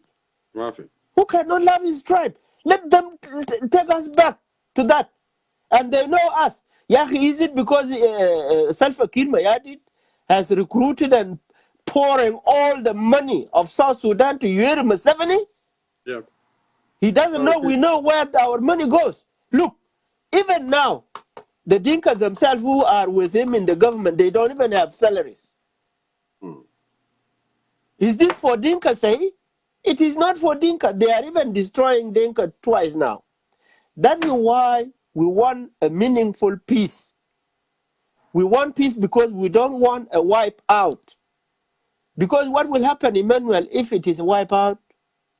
My son, I love that word that you said, we don't want to commit a genocide. If all of us, the South Sudanese, converge now, many Dinka will be the victim. So it will be a genocide. It will be a genocide. 63 tribes cannot fight against one tribe. We cannot even love to connive on one brother. We cannot love to do that. Our aim is South Sudan. My final... But Andrea, they're not getting this, uncle. This is what we're telling them. But as brothers, Butana, Denka, or sisters, they're not getting this, by the way. They must get it. They must get it because we don't want a genocide in South Sudan. You know what will happen practically? If Salva Kiir Mayardit is pushed out by force, there will be a lot of deaths on both sides. We can endure it. We can endure it because our number is big. And what is the number of the Dinka he has? He has few Dinkas, by the way. The majority of Dinka are on our side. Yeah. You can even see now how they are coming out. It doesn't work. It has failed. The policy has failed. Malong will refuse to fight even though he has killed us all. He will refuse to fight until he go back to fight.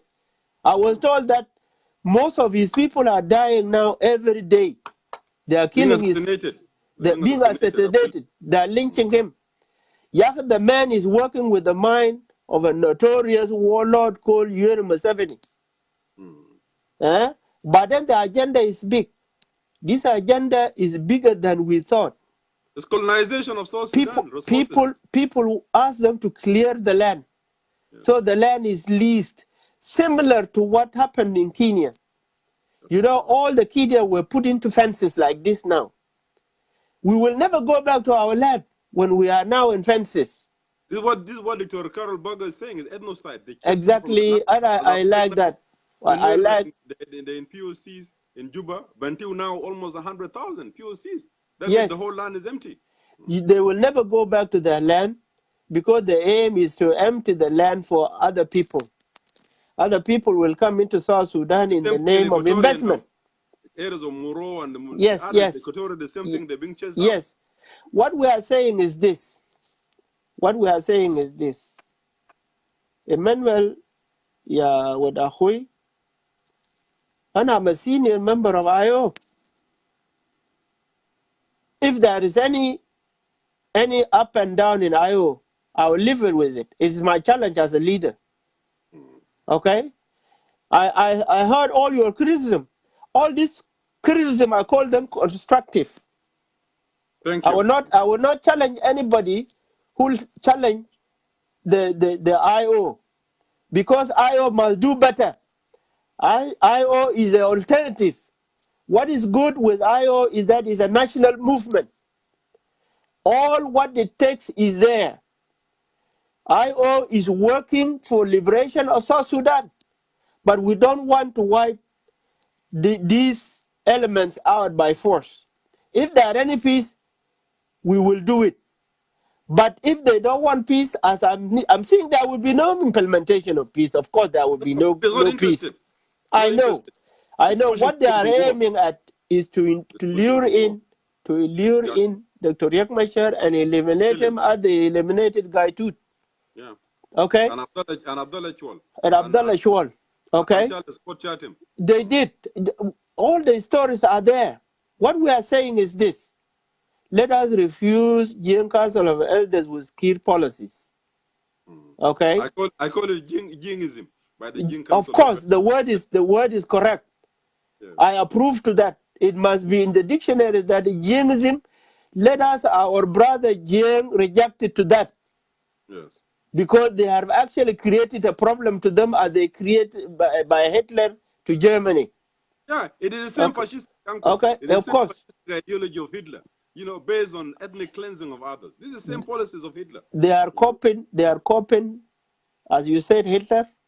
They are copying the 12 disciples of Zion. They are copying how Jomo Kenyatta started to clear the land of Kenya and put the Kikuyu dominant to Everywhere. other tribes. Yes. They are copying Yoweri Museveni now in how to cleanse the land and how to kill. Yeah, our Denka people don't kill like this. Our Denka people cannot kill you and feed you with the flesh of your brother or your son or your wife. Things that have Okay? never happened in our history. It never happened in our culture. We know our culture. Dinka people are not like that. But because Yoweri Museveni has an agenda with their foreign agencies, they want to clear the land and they want to terrorize us. Actually, it's a killing of terrorism. They want to create panic so that we never come back. And what you quoted by Ambrose Ring, of course, Ambrose Ring has been the mastermind of this from 70s. I was in Juba, and I know what he was doing. They started in what is called Denka Unity. Yes. Okay, Denka Unity. When Lago tried to take his chance, they destroy it and they confiscate it and they implicate him by saying that he had something to do with money given to him. There was nothing. It was concocted, like the coup they said done by Riek Machar in 2013. They will always concoct something. Yeah, let us say we don't want to go to personality. Let us be proud of. We can only be proud of our tribes when we dance. When we go home, we will go for holiday. There's nothing wrong with that. But we can never be proud of actually using our tribe against other people. Ambrose himself, by blood, is not even a Dinka. Much? Of course, yeah, the Genevita Sakit. Huh? Ambrose there is just a Zandi. We know his father, that. Okay? I don't want to say more because the intention was not to go to personality. You want to prove himself more royal than the king. That's correct. People like my brother Aldo, who said here, Aldo, as you're here, who challenged John Garang, he said, the very person who claimed to be a Jiang, he was telling this to John Garang in one of the meetings. I remember. You were there. وقال نحن ملخبطين ديل, he said. قال خير من الجيان اللي بيقولوا قال اصليين ديل. شفت كيف؟ Look, يعني هسه these are the people who want to destroy. Look, even Selfa, they said that Selfa is a law. That is why he was given a doctorate by the University of Lua في maybe already he actually pledged to إنه يكونوا لوا ذاته. لأنه قال is by blood is a law. يا جماعة let us not go back. لأنه نحن في culture بتاعنا we don't talk about this. لأنه في حاجة اسمه قال جنبقر بتاع في بنتي وأنا قلت يا هاي انتو يا جماعة تاني كده قصة بتاع جنبقر ده نسيبه بعد ده. لأنه بقى هسه لخبطونا في جنوب السودان جنبقر. one of the meeting بتاع جلابة هنا ده في لندن. أنا أظن الحمد لله أنا ما بشرب مريسة، كان يمكن يقول أنا سكران. فأنا قمت فوق في الاجتماع، عينت الهول كلها كده round and I took time. أنا قلت أسمع، قال الزول اللي بيقول لنفسه هنا ده السوداني بيقول لنفسه عربي ده خليه يرفع يده. And I was waiting to see who can raise his arm. There was nothing. أنا قلت إنا أبوكم وأبوكم العربي الغشاكم وخلاكم معانا. قال إذا كان أنتوا أولاد خدنا لو أولاد أخواتنا أنتوا يا أخي دايرين تحتلوا بلدنا بلد خيلانكم، ده ما عيب يا جماعة. أنا فلصت اليوم ده ما في حاجة اسمه فلسفي anymore. كويس؟ فأنا بشوف إنه and احنا we must unite with our brother Dinka. يعني زول أنا my advice to all our brothers who have Dinka who have been watching this show tonight. They should not, if anybody want to challenge you, let them go research. And by the way, to be honest, for me, it doesn't give any sense talking about God. Yeah, somebody who want to say, this is my land. My land. What we prove? And for how long? As you went back to how long? Yes. Okay. Why can't we say North Sudanese should leave North Sudan if they are the son and daughter of the Arab, the Jazeera Arabiya? كلام حبوبات يا أنكل أندريا. كلام حبوبات. كلام حبوبات. نديك دقيقة تراها نفسها. أيوة بس فكلام حبوبات ده ما مفروض يجيبنا في مشكلة. Somebody should not come here and challenge you. We have a way to do this, which is my final advice. When we have a people's government in South Sudan, it's very easy to do. We will dance in our homeland where we were born as tribes, but we will hold into our nationalism because we spill blood to have this independence of our country. We appreciate people who, like America, who support us to have this independence, and Britain and Norway. These are the key people, plus their friends. We thank them, and we should not actually spoil it. We had a solution when we started in 2006.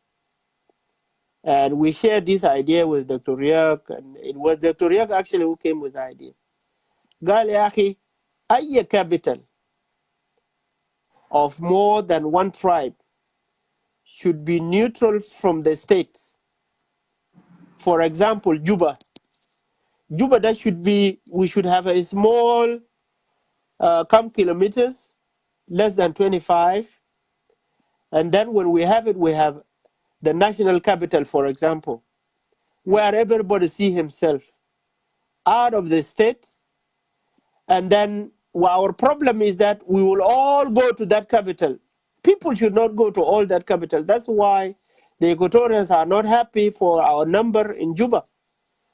If people who go to Juba are members of assembly and the member of national government and some teachers, it will not be a problem. Okay? The same thing to Bantu Town. Bantu Town, for example, we have the Dinka Panaruda and we have the Nuers. Okay? Bantu should be neutral from anybody. No county should claim Bantu. That's why we had two, Rupkone was the capital of Rupkone, of Lake. Of Lake. Because we said that Bantu is a capital of all the states. Because the Dinka of Pariang are there, the Dinka of Bimnum are there, and everybody should see himself as of his own. That's the capital of all. And it should be small as possible. Okay? We will enjoy it, all of us.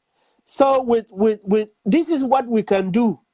Okay? If there's any capital, we make it small, and we say that it belongs to all the people represented in that area. Anna, my son, I congratulate you. You grew up around here with me.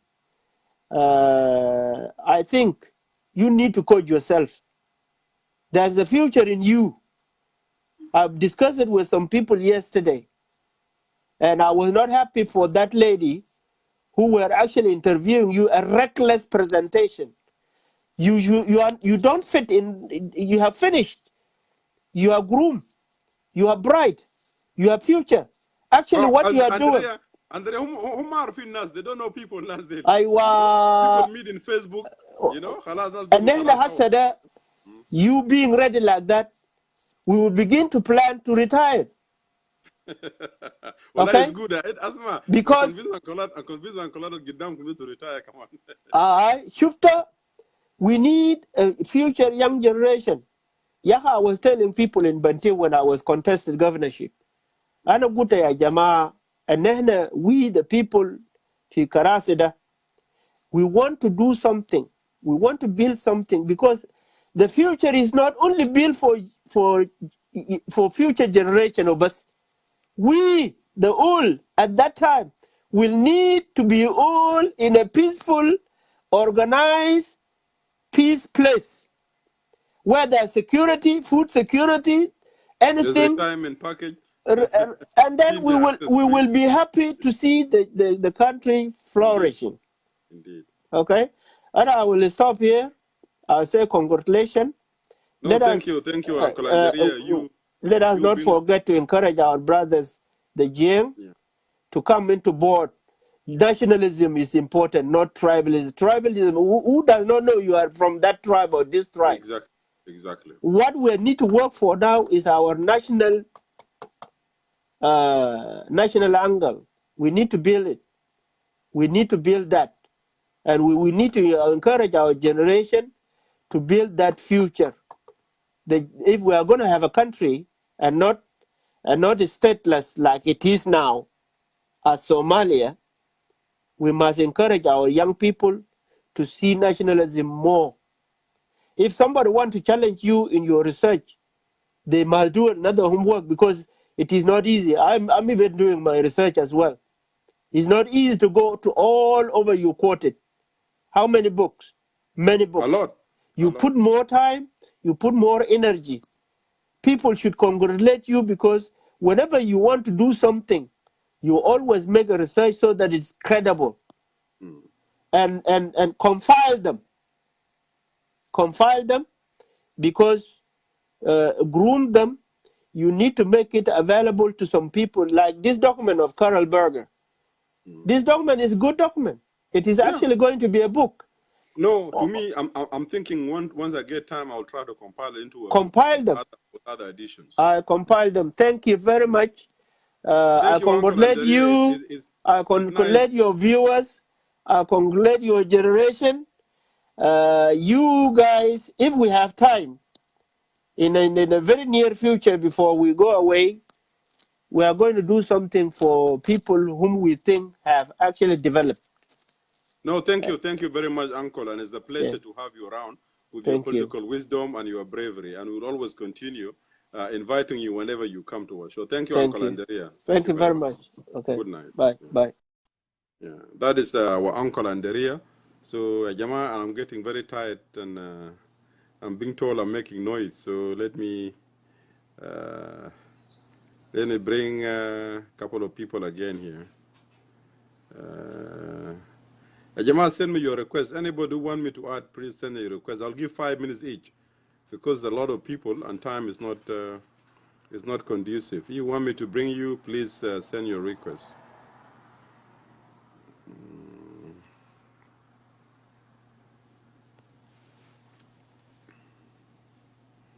Quet, my brother Quet, I've just sent you a request. Ajama, send me a request, all right. Emmanuel. Greetings, how are you doing?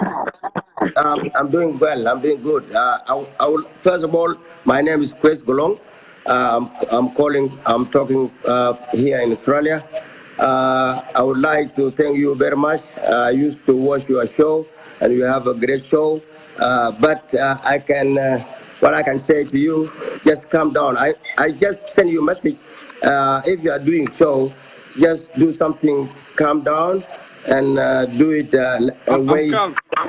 Yeah, I'm calm calm. down. I'm just Yeah, passionate. but Calm. and also I would like to thank your viewers, and also I would like to thank Andrea for a long time. We've been together in the movement in Nairobi, and he know me, I know him. Long time, Andrea. Thank you for your word, for encouragement. What I want to say, Emmanuel, I know you, I know your father. One day we went to. أنا مشيت كايت بقول بالعربي يا جماعة Kalam لو Arabic, I'm just free. فإننا لو سمحنا كان في موضوع مهم بتاع بلد حق نتكلم بالعربي ليه؟ الإنجليزي ده اللغة بتاع مستعمر لكن كويس كان عايز نتكلم حاجة يمشي يعني يمشي في العالم ممكن نقول بانجليزي ممكن نقول بعربي انا بقول بعربي ليه؟ عربي احسن عشان اهلنا في البلد هناك بكلم بعربي بيسمعوا عربي وبرضه ما ممكن ترجموا له عربي ممكن يسمع حاجه وممكن يفوت حاجه ولكن لما كان فوت حاجه بقدر يعني بقدر يلمسه فانا اسف انا اقول الكلام ده لكن لو سمحتوا انتوا كان عايزين شو مهم هبوا تكلموا بعربي بليز عشان الناس الكبار ديل يفهموا في واحدين بيفهموا انجليزي في واحدين ناس كبار في ناس بيفهموا انجليزي ناس كان زمن كم 60 ديل اجايز لسه قاعدين بيسمعوا انجليزي لكن في جيل ما بيسمعوا انجليزي لكن انا اسف برضه لاخواننا انا ما بقول بلغه ثانيه بقول بالتي احسن عندنا اخواننا اللي كان مرضوا اللي كان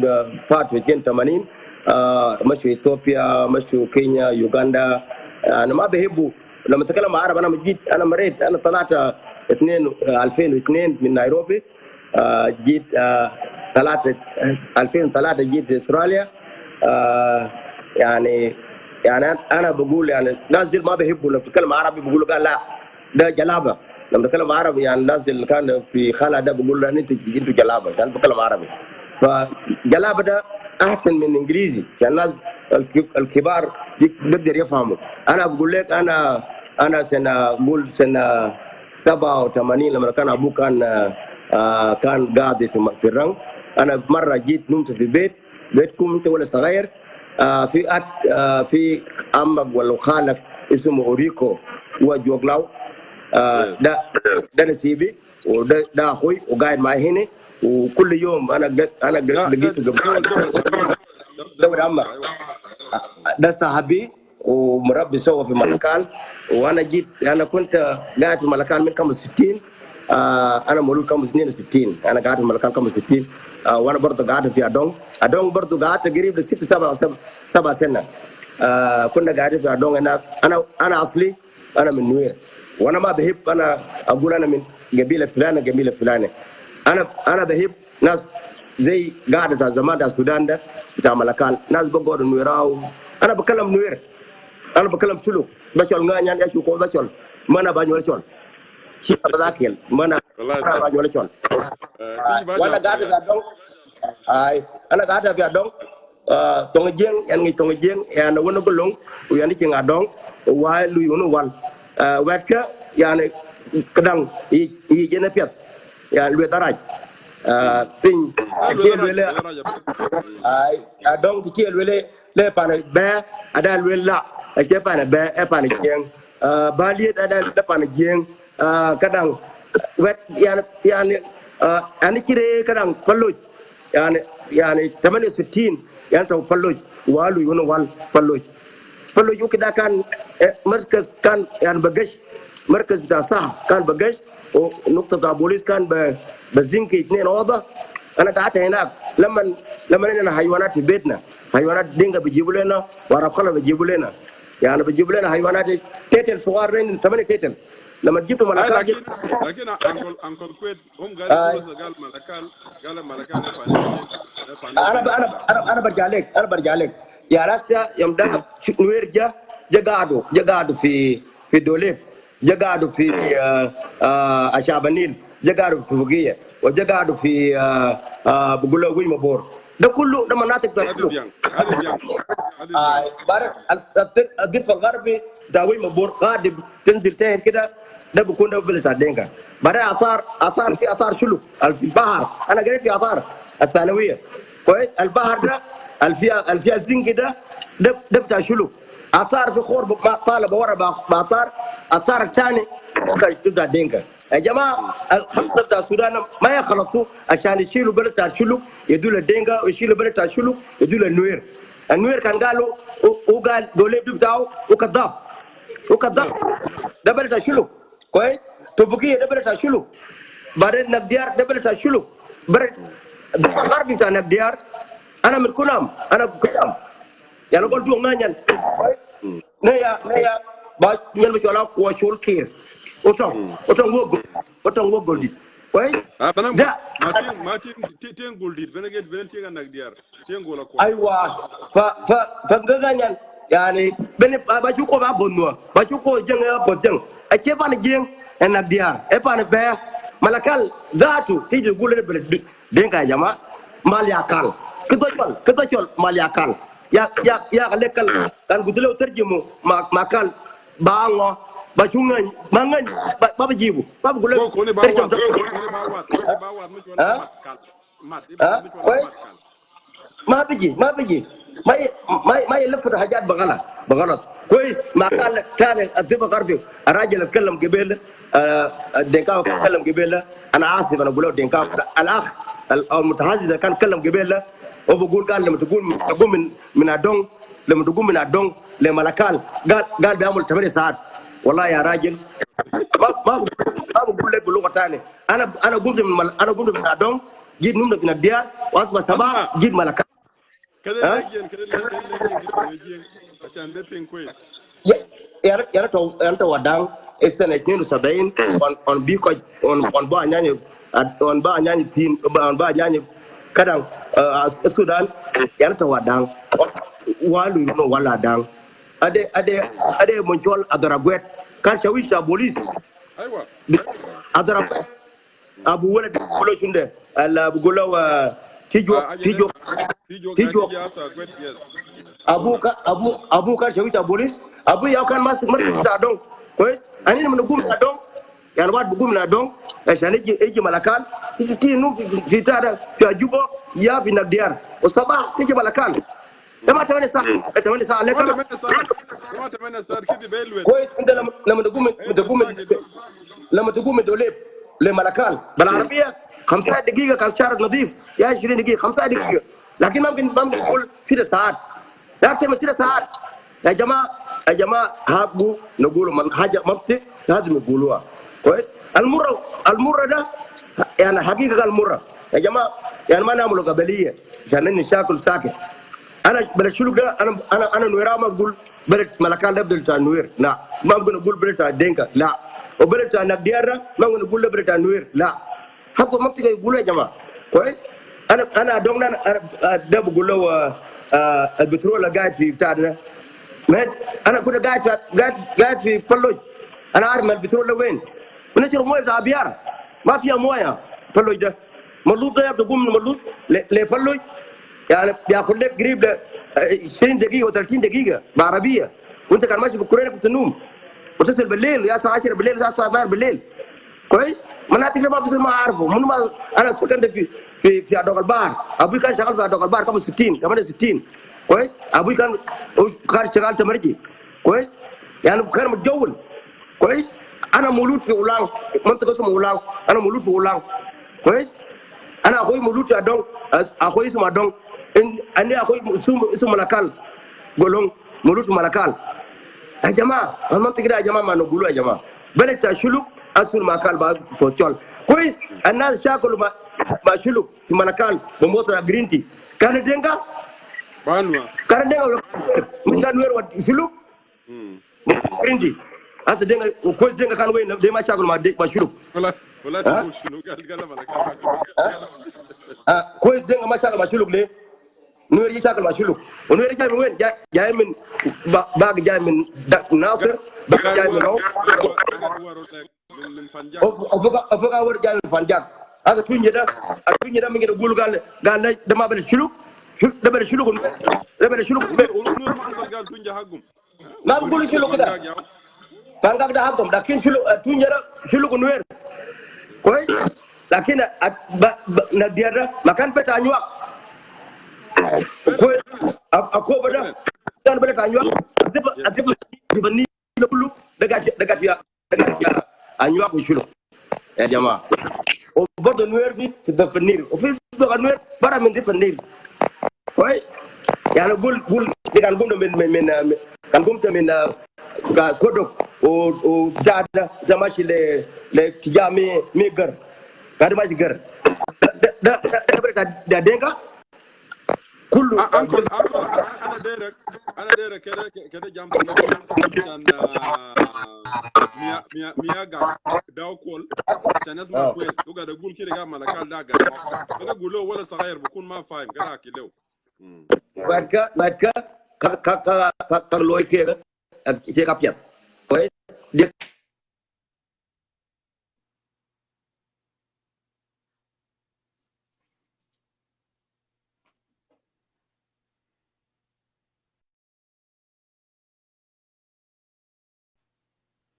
Well, this is Uncle Quid. That's why it's good to have some old people here on the boat so we could hear the stories from them. You know, not newcomers like Miyagak. You know nothing about Malakal. You know nothing about the history. You just say it's Ngoglan. Ngoglan ke bibuni ushelud. Kalam Farik say, you not take our land bibuni ushelud ya. Huinta asma kalam nas kubar. Kada uncle resele again resele. Ana dere tikala mabro tandenga shan who is my quiz. Quit, send me the phone and then you put your headphones. Thank you, my sister Abani. I will tell him to do that.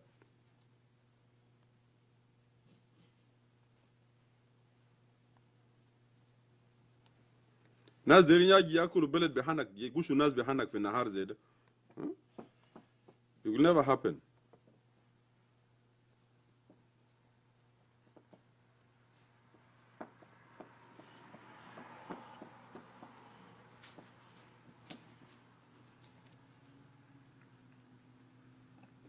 يقول لي قال ملكال بتاعنا قال مات كات قال لسه بقر هو Hello, Warwa Madaria. ما دي كده Ibadi. ديري الحمد لله كيف انت I am doing good. I'm doing good, Warwa. Thank you very much for this show. I think it is really essential to host such a show. And I'm very, very, very optimistic and glad to see our elders from Nuer side to come up and tell the truth here. Yes. This is what is matter. And basically, I hope that elders would actually shy and try to tell the truth to the younger generations, because this younger generation, the generation of .com, those are the people who are manipulating themselves now and try to change the history. This is not right at all. So yes. I think I had listened to them very carefully. I was in Malakal since 1985. I didn't see Brother Denkas there.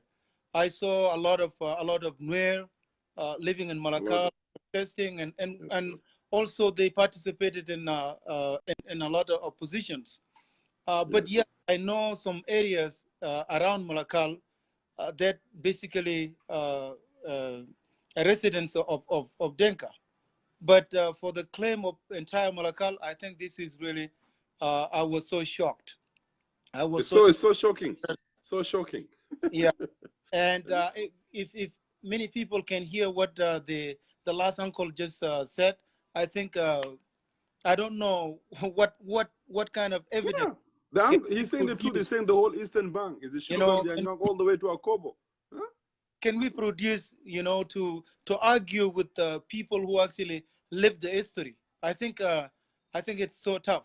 But I just wanted to say this: if you can actually bring back those uncles, those two uncles, just for 2 minutes, I want them to respond to my question. I have only one question for them. I think, if many people try to speak the truth, I think we will be in peace. Some people, they might say, when people are trying to fight with the government on all this, people are not fighting for the power. True. Yes, there are some people who are fighting for the power, but we don't. Majority of the people, they don't. We're not crying for power. We're crying just for a peaceful, peace time, so that everyone can be in peace. You go and farm and do all this. But the most problematic right now, it's the land issue. The land issue is the biggest problem. The power is nothing.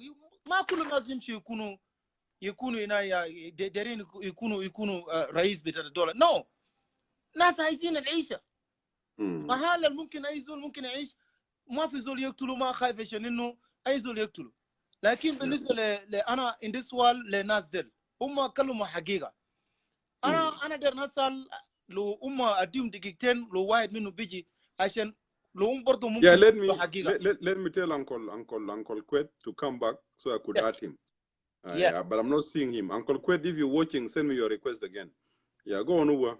Yes, my question is about the land of Nasser and Akobo.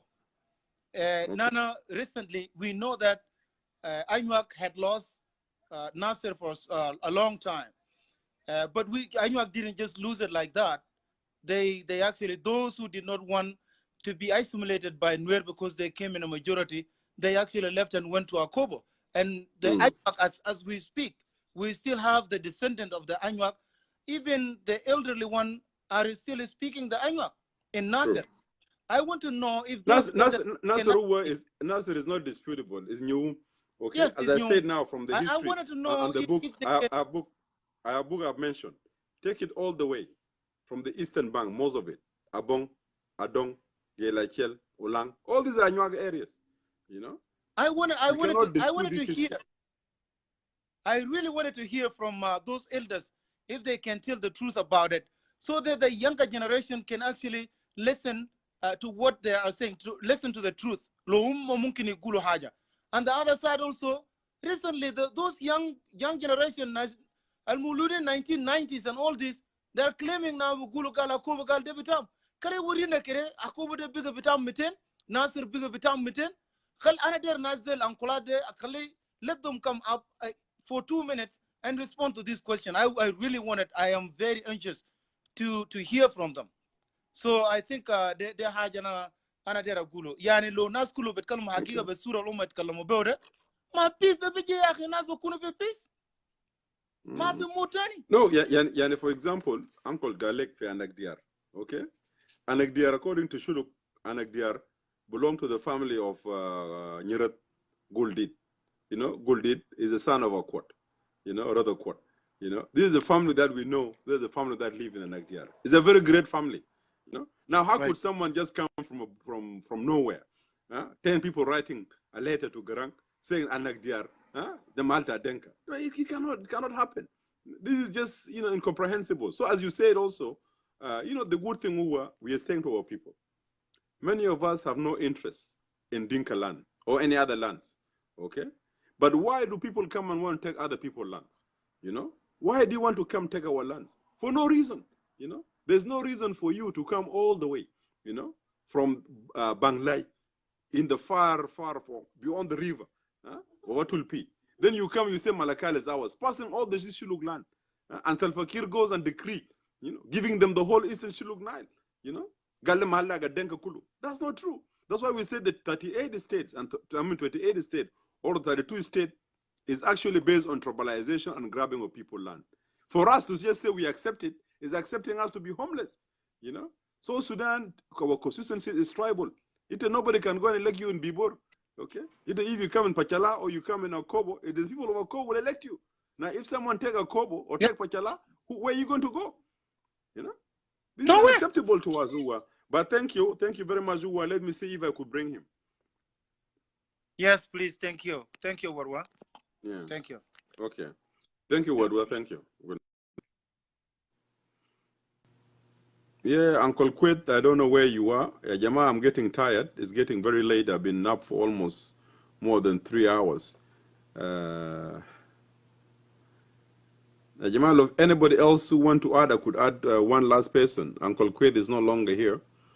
And I think my time is up. I'm really getting tired. Yeah. Anybody who has anything to add, please do so. Thank you, Brother Taban James. You know, he is right that Kobo belongs to Anuak. This is what we want, brother, rather than just people arguing for the sake of it. This land is too big for us. But it's not advisable for someone to go and claim people's land. It's not acceptable, you know.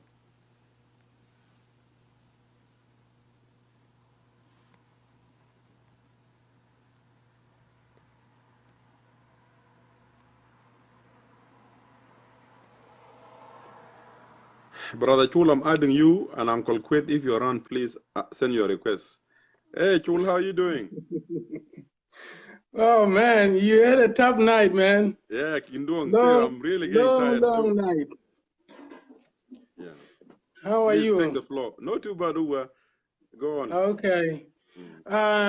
Emmanuel, I just I want to thank you for all academic, academic evidence. You know, this is really what we've been looking for, and you presented it tonight. Now it is very clear, crystal clear. Now Malakal belong to who? Crystal clear tonight. Now, okay, let's say Malakal is a capital city of Upper Nile, right? Now let's see how many tribes in Upper Nile. We have Shuluk, we have Nuer, we have Maban, and we have even Anuak, and we have Dinka's brothers there. All of us, we hear Malakal. Now, Dinka Afada, they're not even a quarter of population. The Shuluk. And they want to claim the entire Malakal. Okay, let's say, okay, we leave it to them. We leave it to them like what happened now, right? How they gonna survive? They want this long Shuluk. They want this long Nuer. Nuer, the second largest ethnic group in our country, in South Sudan. With a quarter of population, they want to dislodge Nuer and Chuluk and other tribe around Malakal. How are they going to survive? Even Majanga God asked them that question. You creating enemies with your neighbors because you think that Bargadal will come and help you here in Upper Nile. How are you going to survive? Majanga God asked them that question. Like, up to now, in Molana, they dislodge Chuluk, they dislodge Nuer and other Maban with the help of Uganda, right? With the help of Uganda forces and Salva Kiir and Baragazal. But right now they are in Malakal. What did they do? Malakal, as we speak now, since 2013, there's no development. Nothing. Why? This is show that it doesn't belong to them. It's not their home. Because with that a quarter population, they can't build a city. You know, so this show that Malakal belonged to Chuluk, because when we were in the city, ukidnina kan fi Malakal, kan ay aja kulu shakal. Yes. Masaj pa kan Malakal kan shakal. Medina Kabir. Fogo Magala min almost 300,000 people. Masaj pa kan shakal. School kan shakal. Ay aja kulu kan shakal fi Malakal. Yani Malakal can the largest second city in South Sudan. Lakini ukiduman tara nas be masada bita the state power. Using a state power. Yes. Now they say Malakal belong, but they didn't do nothing now. So what I'm trying to say, Emmanuel, with that behavior, say like academic, even I learned some of the history that I didn't know, right? If we were living for more than 400 years as a neighbors, what is happening now during Salva Kiir? 500 years. 300 years, sorry. Years. 300 years as neighbors. This is something somebody who has a common sense should even think twice. That why do I want to cause a problem with my neighbor? You know? So we don't hate them, but they hate us. So what we know, we need a peace in our country. We need a peace so that we can live, we can coexist. Not go on my bad. And in Kulu my bad, brother and sister, they we as we used to live in the past. ومشاكل الجيب greediness قال أنا ما داير وكيدنات كان في غابة كان ما في جد دايرنات كله we were all colleagues fighting for common cause of our country. ودك ناس لازم بلا تلا يقول أنا ما داير فلان هو this is not for the lay for me. Let me bring Uncle Barnaba. Okay, this is my point. I just want to thank you for the academic evidence that you present, and this is this piece of evidence. It will. This is what we need actually, because we don't want to talk nonsense. You just come and talk nonsense without evidence. Yeah. We don't want that. Yeah. And thank you so much for the time. Thank you. Good night. Thank you. Uncle Barnaba, let me bring you in.